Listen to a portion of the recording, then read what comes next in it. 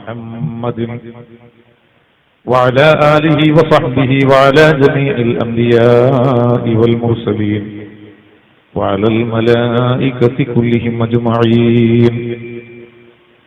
اللهم انفعنا بما علمتنا وعلمنا ما ينفعنا وزدنا علما. الحمد لله على كل حال، ونعوذ بالله من حال أهل النار. رب اشرح لي صدري ويسر لي أمري واحلل عقدة من لساني يفقهوا قولي. أعوذ بالله من الشيطان الرجيم. بسم الله الرحمن الرحيم.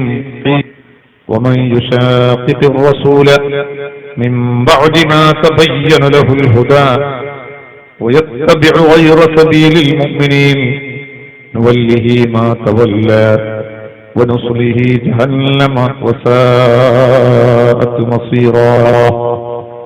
صدق الله مولانا العظيم. صدق وبلغ رسوله النبي الكريم، ونحن على ذلك من الشاهدين الشاكرين، والحمد لله رب العالمين. وقال النبي صلى الله عليه وسلم: من أحب سنتي عند فساد أمتي فله أجر مئة شهيد. صدق رسول الله. يا سيدي يا رسول الله خذ بيدي ما لي سواك ولا ألوي على أحد. يا رب بالمصطفى بلغ مقاصدنا واغفر لنا ما مضى يا واسع الكرم. الصلاة والسلام عليك يا سيدي يا رسول الله. الصلاة والسلام عليك يا سيدي يا حبيب الله.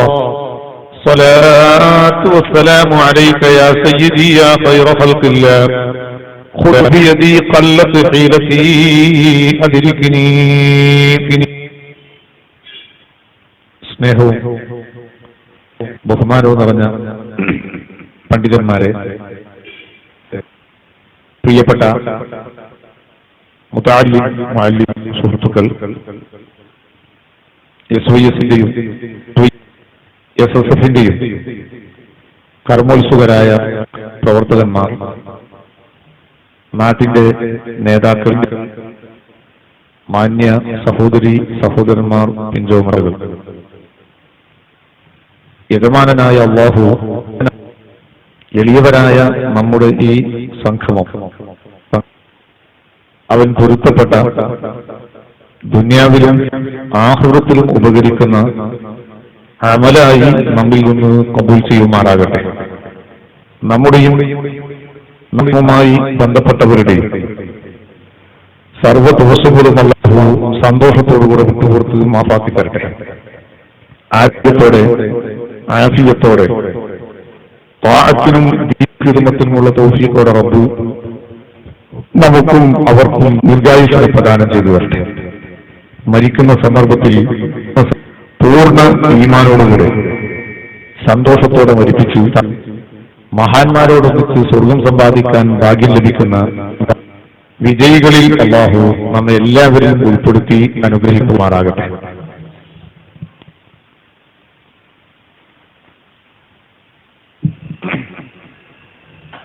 സഹോദരന്മാരെ, സുഹൃത്തുക്കളെ, ഈ പ്രദേശത്തുള്ള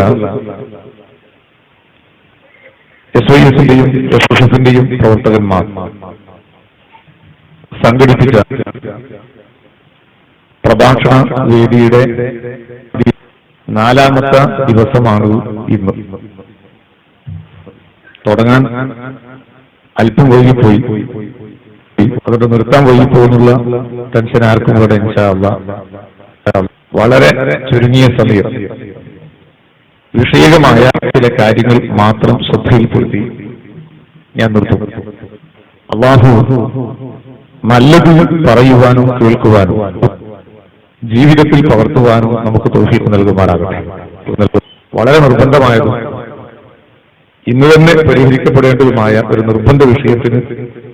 അല്പസമയം പാനൂരിൽ വൈകിപ്പോയതുകൊണ്ടാണ്. ക്ഷമിച്ചു സഹകരിച്ചവരാണ് നിങ്ങളൊക്കെ. അള്ളാഹു സഹകരിച്ചതിന് പ്രതിഫലം നൽകട്ടെ. ആമീനെന്ന് നന്ദിയായി ദുആ ചെയ്യുകയാണ്.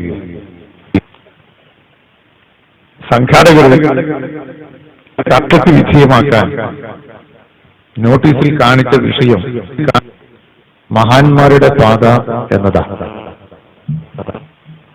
വളരെ ഗഹനമായി ചർച്ച ചെയ്യേണ്ടതും കാലിക പ്രസക്തിയേറിയതുമായ ഒരു വിഷയമാണ്. വിഷയത്തിന്റെ ആഴത്തിലേക്ക് വിഷയത്തിന്റെ അടിത്തട്ടിലേക്കൊന്നും ഇറങ്ങിപ്പോകാതെ വിഷയത്തിനെ ഒന്ന് തലോടിക്കൊണ്ട് മാത്രം ചുരുക്കം ചില സമയം അള്ളാഹു മഹാന്മാരുടെ ഹക്ക് കൊണ്ട് നമ്മുടെ ഈ സദസ്സ് അവൻ പൊരുത്തപ്പെട്ട ഇജാബത്തുള്ള സദസ്സാക്കി തരട്ടെ. മഹാന്മാരുടെ പാത എന്ന വിഷയത്തെ അധികരിച്ച് സംസാരിക്കുമ്പോൾ ഒന്നാമതായി നമുക്ക് മനസ്സിലാക്കേണ്ടത് ആരാണ് മഹാന്മാർ എന്ന. ഇന്ന് മഹാന്മാർ ആര് എന്ന് തെരഞ്ഞെടുക്കുന്ന വിഷയത്തിൽ വളരെ പ്രയാസങ്ങൾ നേരിട്ടുകൊണ്ടിരിക്കുകയാണ്. പല ആളുകളും പലരും മഹാന്മാരാണെന്ന പട്ടികയിൽ പെടുത്തി ആദരിക്കുന്നു, ബഹുമാനിക്കുന്നു. പക്ഷേ പെട്ടെന്നൊരു ഘട്ടത്തിൽ അവരെ ആ ഗണത്തിൽ നിന്ന് നാം മാറ്റി നിർത്തേണ്ടി വരുന്നു. അതുകൊണ്ട് തന്നെ ഒരാളിൽ മഹത്വവും ബഹുമാനവും നമ്മൾ സമർപ്പിക്കേണ്ടത് എവിടെയാണ് എന്നതാണ് ആദ്യമായി നമ്മൾ ചിന്തിക്കേണ്ടുന്ന വിഷയം. മഹാന്മാരെ കണ്ടെത്തുന്നതിന് വിശുദ്ധ ഖുർആൻ വളരെ വ്യക്തമായി ഒരു മാനദണ്ഡം നമുക്ക് നിർദ്ദേശിച്ചു തന്നിട്ടുണ്ട്. ആ മാനദണ്ഡത്തെ പരിഗണിച്ചുകൊണ്ട് മാത്രമേ ഒരാളെ നാം മഹത്വത്തിന്റെ പദവിയിലേക്ക് ഉയർത്താനും അതിന്റെ പേരിൽ അവരെ അംഗീകരിക്കാനും പാടും. എന്നതുകൊണ്ട് അല്ലാത്തവരെയൊക്കെ അനാദരിക്കുക എന്നതിന് അർത്ഥമില്ല. മറിച്ച് അത്തരത്തിലാത്തവരെ നാം അത്തരത്തിലേക്ക് ഉയർത്തിക്കൊണ്ടുവന്ന് അപകടത്തിൽപ്പെട്ടുപോകുന്നത് സൂക്ഷിക്കണം എന്നതാണ് ഞാൻ പറഞ്ഞതിന്റെ താല്പര്യം. ഞാനിപ്പോഴും ഓർക്കാറുണ്ട്, ഞാൻ കാസർഗോഡ് ജാമിയ സഅദിയയിൽ നിന്ന് ബിരുദം വാങ്ങിച്ച് പുറത്തിറങ്ങിയ ആദ്യത്തെ കൊല്ലം ഞാൻ മട്ടന്നൂർ ടൗണിലാണ് ആദ്യമായി കുറിച്ചു കൊടുത്തു. അന്ന് ഏകദേശം ഒരു 40-ലധികം മുതഅല്ലിമീങ്ങൾ ഉണ്ടായിരുന്നു കുറിച്ച്. അങ്ങനെ ഒരു ദിവസം ഞാൻ അസറിന് ശേഷം റൂമിലിരിക്കുമ്പോൾ ടൗണിൽ ചാക്ക് കച്ചവടം നടത്തുന്ന ഒരു മനുഷ്യനുണ്ട്. അദ്ദേഹം എന്റെ റൂമിലേക്ക് കയറി. ഞാനുമായിട്ട് നല്ല പരിചയമുള്ളൊരു മനുഷ്യൻ. അദ്ദേഹം വന്ന ഉടൻ എന്നോട് ചോദിച്ചു, നിങ്ങൾ വല്ല മഹാന്മാരുമായി ബന്ധമുണ്ടോ എന്ന് ചോദിച്ചു. ഞാൻ പറഞ്ഞു, ഒരുപാട് മഹാന്മാരെ കണ്ടിട്ടുണ്ട്, ചില മഹാന്മാരായ ഉസ്താദന്മാരുടെ സാന്നിധ്യത്തിൽ ഓതിയിട്ടുണ്ട്, കാണാവുന്ന മഹാന്മാരൊക്കെ ഉണ്ട്, ദുആ ചെയ്യിപ്പിക്കാറൊക്കെ ഉണ്ട്. ഇയാളുടെ ചോദ്യം എങ്ങോട്ട് എനിക്ക് വ്യക്തമല്ല. അപ്പൊ അദ്ദേഹം പറഞ്ഞു, അല്ല, ആത്മീയമായി ഉയരാൻ പറ്റിയിരിക്കുന്ന നല്ല മഹാന്മാരായ മശായിഖന്മാരുമൊക്കെ ആയിട്ട് നിങ്ങൾക്ക് ബന്ധമുണ്ടോ എന്ന് ചോദിച്ചു. ഞാൻ പറഞ്ഞു, ഇല്ല എന്ന് പറഞ്ഞു. അല്ല, അത് അങ്ങനെ പറ്റിയ ആളുമായി നമ്മൾ ബന്ധപ്പെടേണ്ടതില്ല. ഞാൻ പറഞ്ഞ ആവശ്യമാണ്. പക്ഷെ അങ്ങനത്തെ ആളെ കണ്ടെത്താനോട് ഞാൻ ബന്ധപ്പെട്ടിട്ടില്ല എന്നൊക്കെ പറഞ്ഞ് ഇയാളുമായിട്ട് എന്നൊക്കെ ചോദിക്കും. പിന്നെ ഇയാൾ എന്നെ ആ വിഷയത്തിലേക്ക് ഇങ്ങനെ പ്രചോദിപ്പിക്കാൻ തുടങ്ങി. ഞാൻ എന്നോട് പറഞ്ഞു, അതിന് പറ്റിയ ആളൊക്കെ ഉണ്ട്, വലിയ മഹാന്മാർ നമ്മുടെ അടുത്ത് തന്നെ ഉണ്ട്, അങ്ങനെ ഉണ്ട്, ഇങ്ങനെ ഉണ്ട് എന്നൊക്കെ പറഞ്ഞു. അപ്പൊ ഞാൻ ആരെങ്കിലും പറ്റുന്ന ആളെ പറഞ്ഞത് പറ്റുന്ന ആളെ നമുക്ക് പോയി ബന്ധപ്പെടാന്നൊക്കെ പറഞ്ഞു. അത് ഇയാൾ അതിന്റെ അടുത്തുള്ള ഒരാളെ എനിക്ക് പരിചയപ്പെടുത്തുക. അപ്പൊ ഞാൻ പറഞ്ഞു, അയാൾ ശൈഖാണ് അല്ലെങ്കിൽ ഒരു മഹാനാണ് എന്നതിൽ നിങ്ങളെടുത്ത് എന്താണ് തെളിവുള്ളത്? അപ്പൊ ഒന്നാമതായിട്ട് അയാൾ എന്നോട് പറഞ്ഞു, മൂപ്പര് കിണറ്റിന്റെ വന്നിട്ടാണ് ഇബാദത്ത് ചെയ്യുന്നത്. അപ്പൊ ഞാൻ വെറുതെ നമസ്കാരോട് പറഞ്ഞു, ഞാൻ ഒരു 10-20 വർഷം മുമ്പാണ്. അപ്പൊ എന്റെ ആ പൊട്ടിത്തെറിന്റെ സമയമായതുകൊണ്ട് ഞാൻ പറഞ്ഞു, കിണറ്റിന്റെ വക്കത്ത് ഇരുന്നിട്ട് ഇബാദത്ത് ചെയ്തുകൊണ്ട് ഇപ്പൊ ശൈഖാകുകയാണെങ്കിൽ എല്ലാ ജീവികളും ദിക്റും തസ്ബീഹും ചൊല്ലുന്നുണ്ട് എന്നാണല്ലോ മഹാന്മാർ പഠിപ്പിച്ചത്. അങ്ങനെയാണെങ്കിൽ ജനിച്ച മുതൽ കിണറ്റിലിരിക്കുന്ന സാധനമാണല്ലോ വള. അപ്പൊ മശായിഖന്മാരെ ഔലിയാക്കന്മാരുടെയും കൂട്ടത്തിൽ അങ്ങനെ ഒരു തവണ ഞാൻ കേട്ടിട്ടില്ലല്ലോ. അത്യാവശ്യം നല്ലല്ല. അത് മാത്രമല്ല, ഒരുപാട് കറാമത്തുകളും ബഹുമാനുണ്ടായ ഒരുപാട് മാറ്റുന്നുണ്ട്. അപ്പൊ ഞാൻ പറഞ്ഞു, രോഗം മാറ്റി കൊണ്ട് മാത്രം ഒരാൾ ശൈഖായി അംഗീകരിക്കപ്പെടുകയാണെങ്കിൽ എത്രയോ മെഡിക്കൽ കോളേജുകളിലും മറ്റൊരുപാട് വലിയ വലിയ ഹോസ്പിറ്റലിലൊക്കെ വിദഗ്ധന്മാരായ എത്രയോ ഡോക്ടർമാർ മാരകമായ രോഗം നടക്കുന്ന അവർ മാറ്റിയിട്ടുണ്ട്. അതുകൊണ്ട് ഓരോന്നും ശൈഖാക്കാൻ പറ്റൂലല്ലോ. ഇയാൾ എന്നോട് പറഞ്ഞു, അല്ല അതിനൊക്കെ ശരിക്കും തിരിയണമെങ്കിൽ ഒന്ന് ബന്ധപ്പെട്ടാലോ. അതിന് ഞാൻ മറുപടി പറഞ്ഞു, ഇക്കും കുത്തുപോക്കൊക്കെ പോട്ടെ, പള്ളി ദർശനം ഓതാൻ പോകുന്ന ഒരു മുതാലിബിനോട് ആ കുട്ടി ഒരാളെ ഉസ്താദായി തെരഞ്ഞെടുക്കണമെങ്കിൽ ഏറ്റവും ചുരുങ്ങിയത് ഒരു 6 മാസമെങ്കിലും അയാളെ പറ്റി പഠിക്കണമെന്നാണ് മഹാന്മാരുടെ ഗ്രന്ഥങ്ങളിൽ രേഖപ്പെടുത്തിയത് കാണുന്നത്. അപ്പോൾ ഒരു ശൈഖാവും പറ്റും 2 മാസമെങ്കിലും പഠിക്കണേ. അപ്പൊ ഇയാള് എന്നെ ഏതായാലും ആ ഗാഡിയിൽ വീഴ്ത്താൻ കഴിയില്ലാന്ന് കണ്ടപ്പോ അങ്ങോട്ട് ഇറങ്ങിപ്പോയി. ഞാനിത് പറഞ്ഞു എന്തിനാന്ന് പറഞ്ഞാൽ, സാധാരണക്കാർ ചില ആളുകളെ ായി മഹത്തുക്കളായി ഒക്കെ പരിഗണിക്കപ്പെട്ട മാനദണ്ഡം അത് വെറും ഭൗതികതയായി മാറിയിരിക്കുകയാണ്.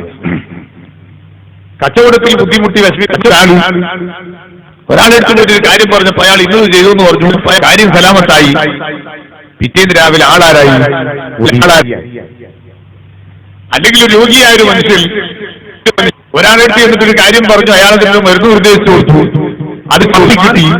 പിറ്റേന്ന് ഈ കക്ഷി ആരായി? അല്ലെങ്കിൽ ശൈഖായി കുത്തുബായി. നമ്മൾ ഈ ബന്ധപ്പെടുന്ന വിഷയങ്ങളിൽ ആരെങ്കിലും ഇയാളോട് എന്നിട്ട് എന്റെ ആഖിറത്തിന്റെ കാര്യം സലാഹറാകണമെന്ന് ഇപ്പൊ അടുത്ത് ആളൊരു ശൈഖ് കൂത്തുകൊന്നല്ല, നല്ലൊരു മനുഷ്യനാണ്. അയാളൊരു ദിവസം എന്നോട് തമാശ പറഞ്ഞത് സ്ഥാപനം നടക്കുന്നതിന്റെ അടുത്തുള്ള ഒരാളാണ്. അയാളൊരു ദിവസം പറഞ്ഞിരുന്നു, സാദി ഉസ്താദെ, സാദിലോല് എന്റെ അടുത്ത് ദ്വാരിപ്പിക്കാൻ വേണ്ടി വരുന്നുണ്ട്. ഇതുവരെ ദ്വാരിപ്പിച്ച ആളൊക്കെ കച്ചവടത്തിന്റെ പ്രശ്നവും ദുനിയാവിന്റെ പ്രശ്നമല്ലാത്ത ഒരൊറ്റ കുട്ടി ആഖിറത്തിന്റെ എന്റെ തോന്നിട്ടില്ല. ഞാനിപ്പോ അതിൽ വലിയ ബേജാറാണ്. അപ്പൊ നമ്മള് ഈ മഹാന്മാരെയും മഹത്തുക്കളെയും ഒക്കെ തിരഞ്ഞെടുക്കുന്നതിന്റെ മാനദണ്ഡമായി വെറും ഭൗതികമായ വിഷയങ്ങൾ മാത്രമായി തിരഞ്ഞെടുത്തിരിക്കുകയാണ്. ഇവിടെയാണ് ഒരാൾ മഹാനാണോ അല്ലേ എന്ന് തിരിച്ചറിയാനുള്ള മാനദണ്ഡങ്ങൾ ഖുർആൻ പഠിപ്പിച്ചത്. എന്താണ്? ഒരാൾ മഹത്വമുള്ള ആളാണ് എന്ന് പരിഗണിക്കപ്പെടാൻ ആവശ്യമായ 3 വിഷയങ്ങളെ സംബന്ധിച്ച് പഠിപ്പിച്ചു. ഇന്നല്ലദീന ആമനൂ വഅമിലുസ് സ്വാലിഹാത്തി സയജ്അലു ലഹുമുർ റഹ്മാനു വദാ. ഒരയഥാർത്ഥ മഹാൻ, അല്ലാഹുവിന്റെ അടുക്കൽ സ്വീകാര്യത ഒരു മഹാൻ ആരാണെന്ന് ഖുർആൻ പറയുന്നു. ഒന്നാമതായി അവരുടെ മുഖമുദ്ര വിശ്വാസത്തിൽ വിട്ടുവീഴ്ചയില്ലാത്ത സ്വഭാവം അംഗീകരിക്കുന്നവർ. രണ്ടാമത്തത്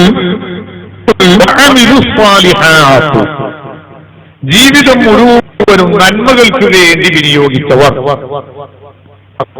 ഈ വിഭാഗം അവരുടെ വിശ്വാസവും കർമ്മവും നന്നാക്കിയപ്പോൾ അല്ലാഹു തആല കൊടുത്ത ഒരു അംഗീകാരമായി ലഭിച്ച കഴിവുള്ളവർ അവരുടെ മുഴുവൻ വിഷയങ്ങളിലും അവരെ സഹായിക്കാനുള്ള സഹായികളെ അല്ലാഹു നിശ്ചയിച്ചു കഴിഞ്ഞു. ആ ലഭ്യമായ സഹായം, അതിന്റെ പേര് കറാമത്ത് എന്ന് പറയുന്നത്. അപ്പോ ഒരാളെ നാം ഒരു മഹത്വമുള്ള വ്യക്തിയായി ആദരിക്കപ്പെടേണ്ടുന്ന ബഹുമാനിക്കപ്പെടേണ്ട വ്യക്തിയായി നാം കാണുമ്പോൾ അദ്ദേഹത്തിൽ പരിഗണിക്കപ്പെടേണ്ടുന്ന വിഷയം ഒന്ന്, ഈ മനുഷ്യന്റെ ഈമാൻ ശരിയാണോ അല്ലേ എന്ന് വ്യക്തമായ ഒരു ധാരണ നമ്മിലുണ്ടാകണം. രണ്ടാമത്തത്, ഈ മനുഷ്യന്റെ കഴിഞ്ഞകാല ജീവിതം നന്മയിൽ അധിഷ്ഠിതമാണോ എന്നും പഠിക്കണം. ഇത് രണ്ടും പരിഗണിക്കാതെ ആരോ എവിടുന്നോ വന്നു, ഏത് രാവിലെ അയാൾ ശൈഖാകുന്നു, അല്ലെങ്കിൽ വലിയാകുന്നു, അല്ലെങ്കിൽ കുത്തുബാകുന്നു, അല്ലെങ്കിൽ ഒരു വലിയ സമൂഹത്തിൽ ഇങ്ങനെ പൊക്കി നടക്കുന്ന ഒരാളാകുന്നു. ഈ ഒരവസ്ഥ ഒരിക്കലും നമ്മെ പിടികൂടരുത്. അത് പലപ്പോഴും നമ്മെ അപകടത്തിൽ ചെന്ന് താഴ്ത്തും. അല്ലാഹു കാത്തുരക്ഷിക്കട്ടെ. എന്ന് പറഞ്ഞാൽ അതിനർത്ഥം ഇതുകൊണ്ട് കാണുന്ന എല്ലാവരും ചീത്ത പറയാൻ നടക്കുന്ന അർത്ഥം ദുരിതിച്ചു പോകണ്ട. അത്തരം പരിഗണന ലഭ്യമാകാത്ത വിഭാഗത്തെ നാം ആദരിക്കാനും പോണ്ട, നിസ്സാരപ്പെടുത്താനും പോണ്ട. അവരുടെ വഴിയെ ജീവിച്ചോട്ടെ, നാം നമ്മുടെ വഴിയെ ജീവിക്കുക. അല്ലാതിരുന്നാൽ അല്ലാതില്ലേ എത്രയെത്ര മേഖലകളിലാണ് വഞ്ചിക്കപ്പെട്ടു പോകുന്നത്. ബാഹ്യമായ തുച്ഛം ചില വിഷയങ്ങളിൽ ചില ആളുകൾ പരിഹരിക്കപ്പെടുന്നു. അവസാനം അത് ആദരിക്കപ്പെടുന്ന മനുഷ്യരുമായി ബന്ധപ്പെടലോടുകൂടെ ആ മനുഷ്യന്റെ ഇബാദത്ത് നഷ്ടപ്പെടുന്നു. അവന്റെ നിസ്കാരം പോയി, അവന്റെ ഖുർആനോത്ത് പോയി, അവന്റെ ദിക്ർ പോയി, സ്വലാത്ത് പോയി, അവന്റെ നന്മകളിൽ മുഴുവനും പോയി. അതിനൊരു കാരണക്കാരായി ഈ ആളുകൾ മാറുകയും ചെയ്യുന്നു. അവസാനം അതൊരു വലിയ ഫിത്നയിൽ ചെന്ന് സമാപിക്കുകയും അതിന്റെ പേരിൽ മുഅ്മിനീങ്ങൾ പരസ്പരം പിണങ്ങി നിൽക്കുകയും ചെയ്യുന്നു. അല്ലാഹു നമ്മെ കാത്തുരക്ഷിക്കട്ടെ. അപ്പൊ നമ്മൾ ഏതൊരു മനുഷ്യനെ പറ്റി പഠിക്കുമ്പോഴും ഏറ്റവും ചുരുങ്ങിയ അയാൾ അഡ്രസ്സെങ്കിലും നമ്മൾ വാങ്ങണം. ഇപ്പൊ ചില ആളുകളെ പറ്റിയൊക്കെ ചോദിച്ചാൽ അയാൾ ഏത് നാട്ടുകാരനാണ്, അതറിയില്ല. അയാൾക്ക് ഇൽമുണ്ടോ? ഇല്ല. അയാൾ ഏതെങ്കിലും അംഗീകരിക്കാൻ പറ്റിയിരിക്കുന്ന മഹാന്മാരുമായിട്ട് ബന്ധമുണ്ടോ? അതുമില്ല. അല്ല, അദ്ദേഹം ഏതെങ്കിലും ഒരു നല്ല സ്വാലിഹീങ്ങളുടെ കുടുംബത്തിൽ പലതാണോ? അതുമല്ല. പിന്നെ എന്തെല്ലോ ഇങ്ങനെ കുറെ അത്ഭുതത്തിൽ കാണുന്നുണ്ട്. അത്ഭുതം കാണുന്നത് മുഴുവനും കറാമത്താണ് എന്നും അതിന്റെ പേരിൽ അത് കാണിക്കുന്നവരൊക്കെ മഹാന്മാരുമാണ് എന്നും ഒരിക്കലും തെറ്റിദ്ധരിച്ചു പോകും. അത്ഭുതങ്ങൾ പറയാൻ കറാമത്തില്ലാതെയും പറയാൻ കഴിയും. പൈശാചിക സേവയുള്ള ആളുകൾ അത്ഭുതങ്ങൾ പറയുന്നത് കേട്ടിട്ടില്ലേ? ലാ ഇലാഹ ഇല്ലല്ലാഹു മുഹമ്മദുർ റസൂലുള്ളാഹി എന്ന തൗഹീദ് പോലും അംഗീകരിക്കാത്ത ആളുകൾ മറഞ്ഞ കാര്യങ്ങളും അത്ഭുതങ്ങളും പറയുന്നത് നമുക്ക് കാണാം. അതിന്റെ പേരിൽ അയാളെ എല്ലാം നന്നായി എന്ന് പറയാൻ പറ്റില്ല. ഇപ്പൊ ചില ആളുകൾ കാണാം, ചില ചികിത്സാരികൾ അവർ മുസ്ലിമീങ്ങളൊന്നുമല്ല, പക്ഷെ ഓലേക്ക് പോയാൽ പറഞ്ഞു കൊടുത്ത അൽബക്കർ ഓതാനും യാസീൻ ഓതാനും അവർ നോക്കാം. അതുകൊണ്ട് ആള് വലിയാന്ന് പറയാൻ പറ്റില്ലല്ലോ. ആള് മുസ്ലിമേ അല്ല, മുസ്ലിം അല്ലാത്ത ഒരു മനുഷ്യനൊരു ചികിത്സാരി. അയാളെടുത്ത് നമ്മൾ പോകുമ്പോ ഇവർക്ക് ഓതാൻ പറഞ്ഞു കൊടുക്കുന്നുണ്ട്. ജല്ലാലി 100 സ്വലാത്ത് ചൊല്ലിക്കോ, അല്ലെങ്കിൽ ഇന്ന ഔലിയ പാപ്പന്റെ വലിയ യാസീൻ ഓതിക്കോ, അല്ലെങ്കിൽ അൽബക്കർ ഓതിക്കോ, അല്ലെങ്കിൽ അൽബക്കർ ഓതിക്കോ എന്നൊക്കെയാ പറയുന്നത്. അപ്പോൾ പിറ്റേന്ന് രാവിലെ ഈ മനുഷ്യൻ വലിയ എന്ന് പറയാൻ പറ്റില്ല. ഒരാള് ആദരിക്കപ്പെടുന്ന ബഹുമാനിക്കപ്പെടുന്ന ഒരാൾ, അയാളുടെ ഈമാനും അമലും നാം പഠിക്കണം. അതേ സ്ഥാനത്ത് ഇത് അറിയാത്ത രീതിയിലോ നമ്മൾ എന്ത് ചെയ്യും? മറ്റൊരു മാർഗം നമുക്ക് അംഗീകരിക്കാനുള്ളത്, മൺമറഞ്ഞു പോയ മഹാരഥന്മാരുണ്ടല്ലോ, അവരുടെ അവസ്ഥ നമുക്കറിയില്ല. നാം കണ്ടവരല്ലാവരെ കേട്ടവരല്ല. അതേ സ്ഥാനത്ത് അവരെ നാം ആദരിക്കുന്നു, ബഹുമാനിക്കുന്നു. എന്തിന്റെ പേരിൽ?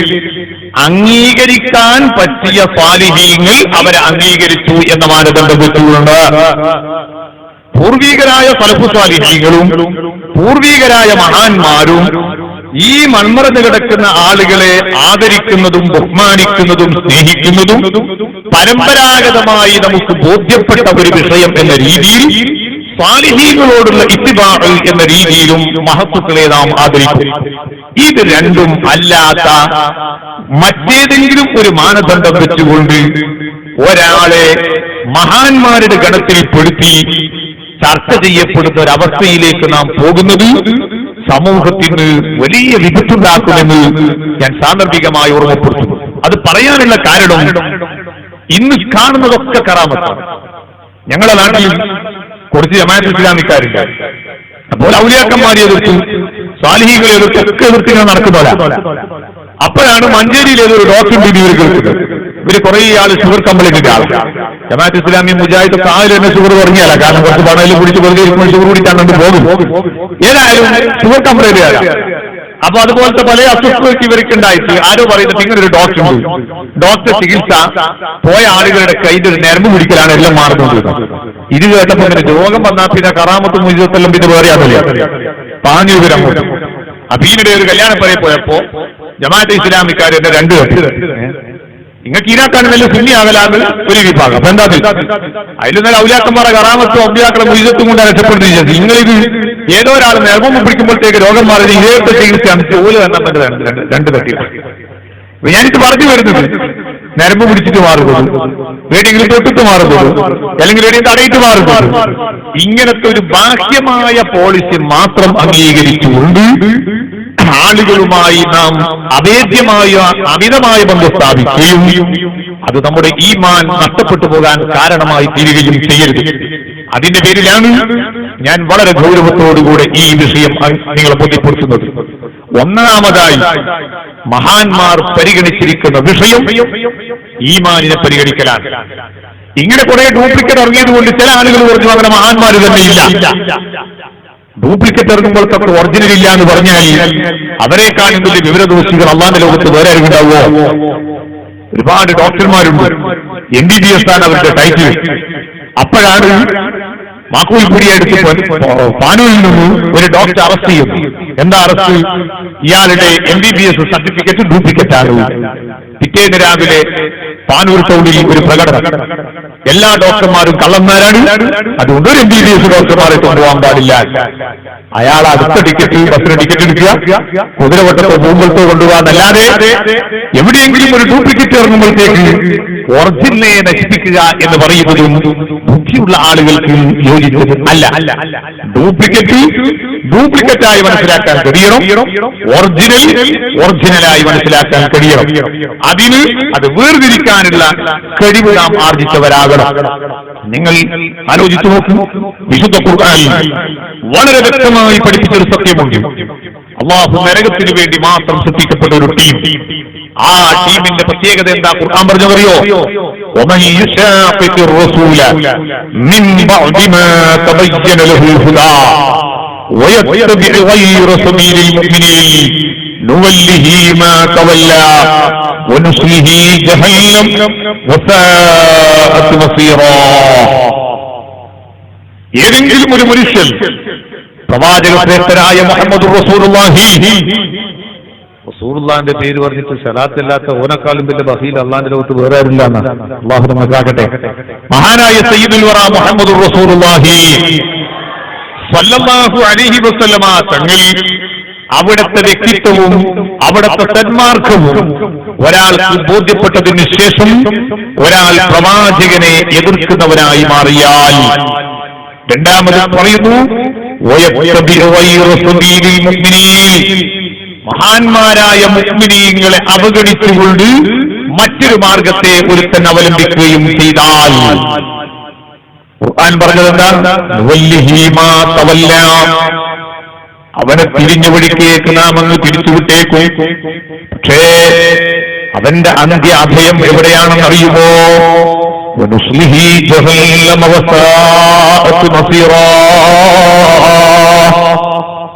അവനെ അല്ലാഹു കത്തിജ്വലിക്കുന്ന നരകത്തിലേക്ക് വലിച്ചെറിയുമെന്ന് ഖുർആൻ ബോധ്യപ്പെടുത്തുകയാണ്. എന്താണ് അവർക്ക് പറ്റിയതെന്നറിയോ? മഹാന്മാരായ മുഅ്മിനീങ്ങളുടെ പാതയെ അവഗണിച്ചു എന്നതാണ്. മഹത്തുക്കൾ ഉണ്ട് എന്ന് അംഗീകരിച്ചേ പറ്റൂ, ആ മഹാന്മാരുടെ പാതയെ അനുകരിച്ചേ പറ്റൂ.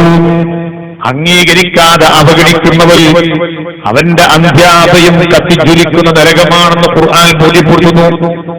അതുകൊണ്ടാണ് എന്റെ പ്രിയപ്പെട്ട സഹോദരന്മാരോട് ഞാൻ പറഞ്ഞത്, എന്റെ പ്രിയപ്പെട്ട സഹോദരിമാരോട് ഞാൻ പറയുന്നത്, കാണുന്നവരെല്ലാം മഹാന്മാരെന്ന് തെറ്റിദ്ധരിച്ചു പോകാനും പാടില്ല. തീരെ മഹാന്മാരില്ല എന്ന നിത്യധാരണയിലേക്കും പോകാൻ പാടില്ല. അതേ സ്ഥാനത്ത് ആദരിക്കേണ്ടവരെ ആദരിക്കാനും ബഹുമാനിക്കേണ്ടവരെ ബഹുമാനിക്കാനും സ്നേഹിക്കേണ്ടവരെ സ്നേഹിക്കാനുമുള്ള കഴിവും അറിവും ജ്ഞാനവും നാം നേടിയെടുക്കണം. എപ്പോഴാണ് ഒരു മനുഷ്യൻ അല്ലാഹുവിന്റെ അടുക്കൽ മഹാനാകുന്നതെന്നറിയുമോ? എവിടെ നിന്നെങ്കിലും ഒരു പച്ച ഉല്ലിയിട്ട് വന്നതുകൊണ്ട് മാത്രം മഹാനാകില്ല, അല്ലെങ്കിൽ കയ്യിൽ ഒരു വലിയ തസ്ബീഹിമാല ഉള്ളത് കൊണ്ട് മാത്രം മഹാനാകില്ല, അല്ലെങ്കിൽ ഒരു ചടഞ്ഞ തുണിയും ഡ്രസ്സുമായി നടന്നു എന്നതുകൊണ്ട് മാത്രം മഹാനാണെന്ന് പറയാൻ പറ്റില്ല. മഹാന്മാരുടെ കൂട്ടത്തിൽ അങ്ങനെ പലരും ഉണ്ടാകുകയും ചെയ്യാം. പക്ഷേ അവരെ വിലയിരുത്തുന്നതിന്റെ മാനദണ്ഡങ്ങൾ നാം പരിഗണിക്കണം. അതാണ് ഖുർആൻ പറഞ്ഞത്. ഒന്നാമതായി ആ ബഹുമാനിക്കപ്പെടുന്ന വ്യക്തി അദ്ദേഹത്തിന്റെ ഈമാനിൽ അപകടം കാണാത്തവരാകണം. മഹാന്മാരായി ലോകത്ത് കഴിഞ്ഞുപോയവർ ആരെ നിങ്ങളെടുത്ത് പരിശോധിച്ചോ, അവരെല്ലാവരും ഒന്നാമതായി പരിഗണന നൽകിയത് ഈമാനിനാണ്. നിങ്ങൾ കണ്ടില്ലേ, ലോകത്തെ ഏറ്റവും വലിയ ബഹുമാനിക്കപ്പെടുന്ന വിഭാഗമാണല്ലോ അമ്പിയാക്കൾ. ആ അമ്പിയാക്കളുടെ ഏറ്റവും വലിയ വിഷയമായി സയ്യിദുൽ വറ മുഹമ്മദുർ റസൂലുള്ളാഹി സ്വല്ലല്ലാഹു അലൈഹി വസല്ലമ തങ്ങൾ പഠിപ്പിച്ചത് എന്താണ്? അഫ്ളു മാ ഖുൽതു അന വൽ നബിയ്യൂന മിൻ ഖബ്ലി ഖൗലു ലാ ഇലാഹ ഇല്ലല്ലാഹ്. അഫ്ളു മാ ഖുൽതു അന വൽ നബിയ്യൂന മിൻ ഖബ്ലി ഖൗലു ലാ ഇലാഹ ഇല്ലല്ലാഹ്. ഞാനും എന്റെ പൂർവീകരായ അമ്പിയാക്കളും അംഗീകരിച്ചൊരു വിട്ട പ്രഖ്യാപനങ്ങളുടെ കൂട്ടത്തിൽ ഏറ്റവും വലിയ പ്രഖ്യാപനം ലാ ഇലാഹ ഇല്ലല്ലാഹ് അഥവാ തൗഹീദിന്റെ കലിമയാണെന്ന് മുഹമ്മദ് റസൂലുള്ളാഹി. അമ്പിയാക്കൾ മുഴുവനും ഒന്നാമതായി പരിഗണന കൊടുത്തത് ഈമാനിനാണ്. ഈ ഈമാനിന് പരിഗണന നൽകിയവരാണ് ഔലിയാക്കൾ. ഈ ഈമാനിന് പരിഗണന നൽകിയവരാണ് സഹാബാക്കൾ. ഈ ഈമാനിന് പരിഗണന നൽകിയവരാണ് മഹാന്മാരായ അഇമ്മത്തുകൾ. ഈ ഈമാനിന് പരിഗണന നൽകി ജീവിച്ചവരാണ് അഖ്താബുൽ അർബാത്ത്. ഈ ഈമാനിന് പരിഗണന നൽകിയവരാണോ ലോകത്ത് കഴിഞ്ഞുപോയ സർവമഹാന്മാരായ ഔലിയാക്കളും. നമുക്ക് എത്രയോ ചരിത്രങ്ങളതിൽ കാണാൻ വേണ്ടി കഴിയും. അല്ലാഹുവിനെ പറ്റിയുള്ള വിശ്വാസത്തിലും പ്രവാചക ശ്രേഷ്ഠരായ മുഹമ്മദ് നബി സ്വല്ലല്ലാഹു അലൈഹി വസല്ലമ തങ്ങളുടെ വിശ്വാസത്തിലും വിട്ടുവീഴ്ചയില്ലാതെ വളരെ ഉറച്ച സമീപനം സ്വീകരിച്ചവരാണ്. നിങ്ങൾ ആലോചിച്ചു നോക്ക്, ഈമാനിന്റെ ഏറ്റവും വലിയ ഒരു ഭാഗം ഇലാഹായ റബ്ബിലുള്ള വിശ്വാസമാണല്ലോ. അശ്ഹദു അല്ലാ ഇലാഹ ഇല്ലല്ലാഹ്. അല്ലാഹുവിലുള്ള വിശ്വാസം. അള്ളാഹുവിന്റെ വിശ്വാസത്തിന് ഇന്ന് എത്ര ആളുകൾ സ്ഥാനം നൽകുന്നുണ്ട്? അള്ളാഹുവിനുള്ള വിശ്വാസത്തിന് ഇന്ന് എത്ര പേര് പരിഗണന നൽകുന്നുണ്ട്? നിങ്ങളൊന്ന് ആലോചിച്ചു. ഈമാനിന് ആർക്കാ പ്രശ്നമുള്ളത്? ഒരു കുട്ടിക്ക് പ്രശ്നമല്ല. എന്ത് പറഞ്ഞാലും നമ്മൾ പറയും ഓനത്തെ നിശ്ചയിക്കുന്നില്ല, ഓനത്തെ ഓമ്പോക്കുന്നില്ലേ, ഈറ്റകളാക്കാനുന്ന ലൈറ്റുകളല്ലേ. ഇതാണ് നമ്മൾ ആകെ അവരിൽ കാണുന്ന ക്വാളിഫിക്കേഷൻ. ഒന്നുകിൽ ആ വിഭാഗം അവരിൽ ഏതെങ്കിലും ഒരു നല്ല പ്രവർത്തനം മാത്രം നാം വിലയിരുത്തിയിട്ട് ബാക്കിയൊക്കെ അങ്ങോട്ട് അവഗണിക്കുക. ആ മനുഷ്യൻ അദ്ദേഹത്തിന്റെ ഈമാൻ അംഗീകരിക്കാൻ പറ്റിയതാണോ അല്ലേ എന്ന് എത്ര പേര് ചിന്തിക്കുന്നുണ്ട്?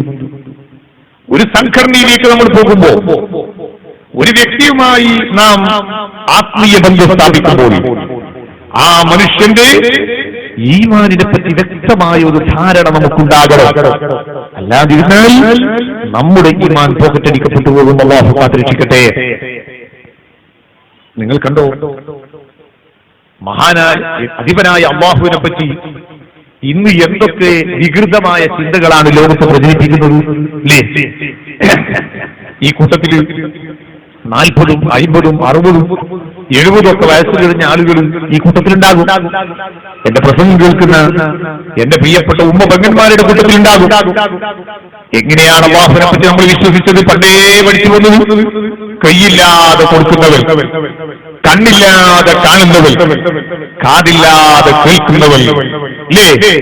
അല്ലാഹുവിന് ഇന്നൊരവയവം ഉണ്ട് എന്ന് പറയാൻ പറ്റാത്ത, ഇന്ന സ്ഥലത്ത്, ഇന്ന കാലത്ത്, ഇന്ന രൂപത്തിൽ എന്ന് വിശേഷിപ്പിക്കാൻ പറ്റാത്ത ഒരു പരിപൂർണനായ ഒരു ശക്തിയിലായിരുന്നു അന്ന് മുസ്ലിം ഉമ്മത്ത് വിശ്വസിച്ചത്. ആ അല്ലാഹുവിലായിരുന്നു നമ്മുടെ ഈമാൻ. ആദം നബി അലൈഹിസ്സലാം മുതൽ അഷ്റഫുൽ ഖൽഖ് സല്ലല്ലാഹു അലൈഹി വസല്ലമ തങ്ങൾ അടക്കമുള്ള അമ്പിയാക്കൾ പഠിപ്പിച്ച ഇലാഹ് അങ്ങനെയായിരുന്നു. ഖുർആനിൽ വളരെ വ്യക്തമായി സംശയലേശമന്യേ ഇലാഹിനെ സംബന്ധിച്ചുള്ള വിശ്വാസത്തെ പറ്റി പഠിപ്പിച്ചു. ഖുൽ ഹുവല്ലാഹു അഹദ് അല്ലാഹു സമദ് ലം യലിദ് വലം യൂലദ് വലം യകുൽ ലഹു കുഫുവൻ അഹദ്. ഏകനായ അല്ലാഹു ആണ്. ആ റബ്ബിന്റെ ഏറ്റവും വലിയൊരു വിശേഷണം അല്ലാഹു സമദ്. അവൻ നിരാശ്രയിയാണ്, ഒന്നിലേക്കും ആശ്രയിക്കാത്തവനാണ്. സൃഷ്ടികൾ എല്ലാറ്റിലേക്കും ആശ്രയിക്കുന്നവർ, സൃഷ്ടാവ് ഒന്നിലേക്കും ആശ്രയിക്കാത്തവൻ. ഈ ഇരിക്കുന്ന നിങ്ങൾക്ക് എന്നെ കാണാൻ കഴിയുന്നു. കാരണം എന്താണ്?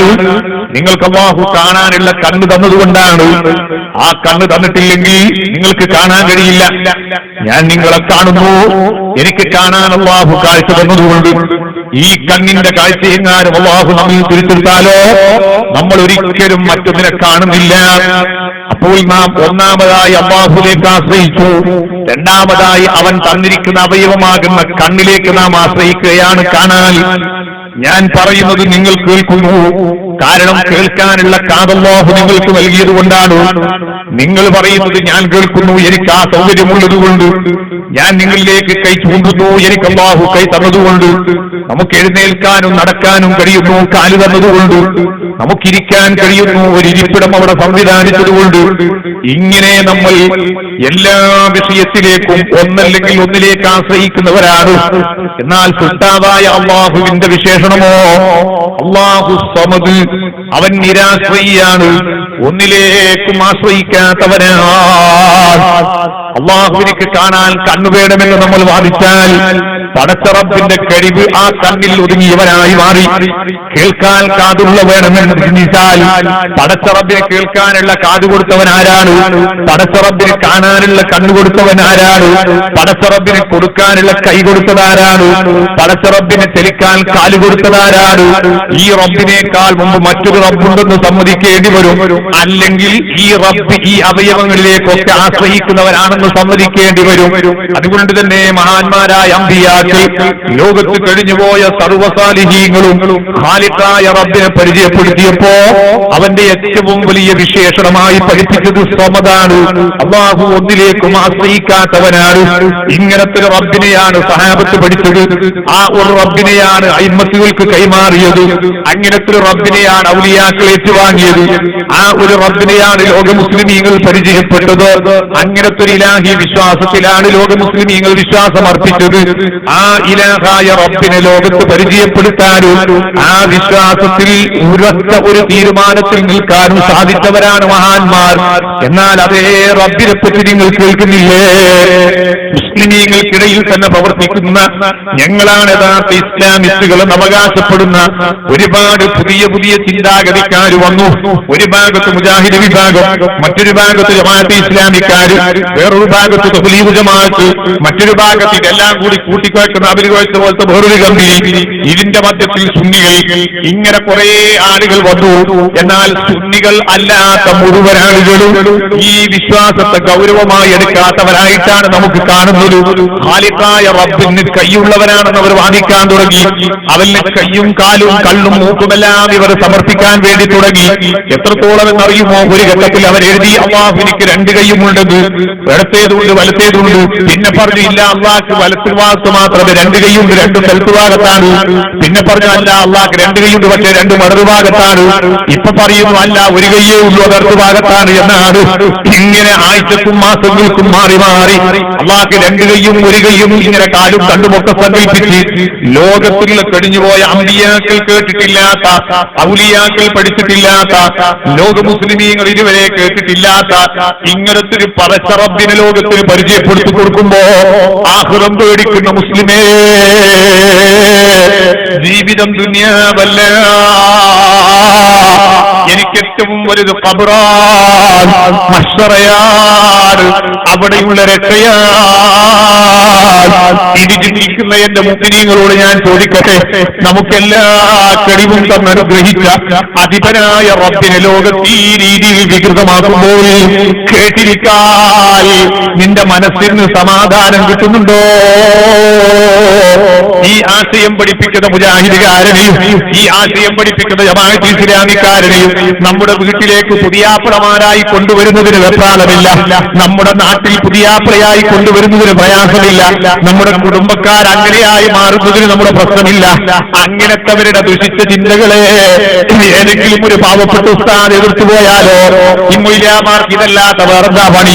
ഇവിടെ മുസ്ലിമീങ്ങൾ ഇങ്ങനാകെ എല്ലാം ഇങ്ങനെ ഹലാക്കായി പോവാൻ നോക്കുമ്പോ ഇവിടെ അങ്ങോട്ടും ഇങ്ങോട്ടും അതും പറഞ്ഞു ഇതും പറഞ്ഞു നടക്കാതെ എല്ലാവരും ഒന്നിക്കേണ്ട സമയമല്ലേ എന്ന് പറഞ്ഞിട്ട് മുസ്ലിമീങ്ങളുടെ വിശ്വാസത്തെ ദുർബലമാക്കി അവരുടെ ആചാരാനുഷ്ഠാന ഐക്യങ്ങൾ നശിപ്പിച്ച് ഒരു വിഭാഗം ഇങ്ങനെ കോർഡിനേറ്റ് ഉണ്ടാക്കാൻ വേണ്ടി നടക്കുമ്പോ ഞാനൊരു ഒരൊറ്റ കാര്യം എന്റെ പ്രിയപ്പെട്ട മുഅ്മിനീങ്ങളോട് ചോദിക്കുന്നു, ഈമാനിന് വിലയില്ലാത്തവന്റെ വിജയം എവിടെ? ആഖിറം സലാമത്താകണ്ടേ, ഖബറിൽ സലാമത്ത് വേണ്ടേ? ഒരേ അവിടെ പരിഗണിക്കപ്പെടുന്നത് ഈമാനല്ലേ? ഖബറിൽ മയ്യത്ത് കൊണ്ടുപോയി മറവ് ചെയ്തിട്ട് മുക്രിക്ക് എങ്ങനെ ചൊല്ലിക്കൊടുക്കുന്ന തൽക്കീം കേട്ടില്ലേ? ഇദാ ജാഅക്കൽ മലക്കാനിൽ മുഅക്കലാനിൽ കരീമാനിൽ എന്ന് പറഞ്ഞ് നിന്റെ അടുക്കൽ വലിയ ബഹുമാനമുള്ള ബഹുമാനിക്കപ്പെടുന്ന രണ്ട് മലക്കുകൾ വന്നിട്ട് നിന്നോട് ചോദിക്കുന്നുണ്ട്, മൻ റബ്ബുക, നിന്റെ റബ്ബാരാണെന്ന് ചോദിക്കുമ്പോ മറുപടി പറയാത്തവന് പരാജയം ഉറപ്പല്ലേ? നിനക്ക് ആ റബ്ബ് മലക്കുകളോട് പറഞ്ഞു കൊടുക്കുന്ന സമയത്ത് യഥാർത്ഥ റബ്ബിനെ നിനക്ക് പറയാനൊക്കുമോ? റസൂലുള്ളാഹി തങ്ങൾ പഠിപ്പിച്ച റബ്ബ്, സഹാബാക്കൾ അംഗീകരിച്ച റബ്ബ്, ലോക മുസ്ലിമീങ്ങൾ പഠിച്ചു വന്ന റബ്ബ്, അത് കൈയില്ലാത്ത, കണ്ണില്ലാത്ത, കാലില്ലാത്ത, അവയവങ്ങൾ സങ്കല്പിക്കാൻ പാടില്ലാത്ത നിരാശ്രയിയായ ഒരു പരിപൂർണനായ റബ്ബിനെയാണ് ലോകത്ത് പരിചയപ്പെടുത്തിയത്. ആ റബ്ബിനെ വികൃതമാക്കിയിട്ട് ഒരു പുതിയ ഇലാഹിനെ ഇവര് ഭൂമിക്ക് സമർപ്പിക്കുമ്പോ ഇവർ യഥാർത്ഥത്തിൽ മുസ്ലിമീങ്ങളെ പിഴപ്പിക്കുന്നവരല്ലേ? ഇവർ യഥാർത്ഥത്തിൽ മുസ്ലിമീങ്ങളെ വഞ്ചിക്കുന്നവരല്ലേ? വേദനയോടെ ചിന്തിക്കണം. അല്ലാഹു നമ്മുടെ ഖൽബും ബുദ്ധിയും ചിന്തയും നന്നാക്കി തരട്ടെ. ഞാൻ സമയമില്ലാത്തത് കൊണ്ട് ദീർഘിച്ച ഭാഗത്തോട്ട് പോകുന്നില്ല. ഈമാനിന് വില കൊടുക്കുന്നവരായിരുന്നു അമ്പിയാക്കൾ, ഈമാനിന് വില കൊടുത്തവരാണ് സഹാബാക്കൾ, ഈമാനിന് വില കൊടുത്തവരാണ് ഔലിയാക്കൾ. അതേ തൗഹീദിന്റെ വലിയ മറ്റൊരു ഭാഗമാണല്ലോ വഅശ്ഹദു അന്ന മുഹമ്മദർ റസൂലുള്ളാഹ്. അതേ മഹാനായ മുഹമ്മദ് റസൂലുള്ളാഹി സ്വല്ലല്ലാഹു അലൈഹി വസല്ലമ തങ്ങൾ അവന്റെ പ്രവാചകനാണ് എന്ന വിശ്വാസം, ഈ വിശ്വാസത്തെ അടർത്തി മാറ്റിക്കൊണ്ടൊരു തൗഹീദില്ല. ആ വിഷയത്തെ അംഗീകരിക്കാത്തൊരു മുവഹ്ഹിദ് ലോകത്തുണ്ടാകാൻ പറ്റൂല. മുഹമ്മദ് നബി സ്വല്ലല്ലാഹു അലൈഹി വസല്ലമ തങ്ങളെ അംഗീകരിക്കേണ്ടുന്ന രൂപത്തിൽ അംഗീകരിക്കണം. ഏത് മുഹമ്മദ് നബിയെ? ഒരു സാങ്കല്പിക മുഹമ്മദ് നബിയല്ല അംഗീകരിക്കേണ്ടത്.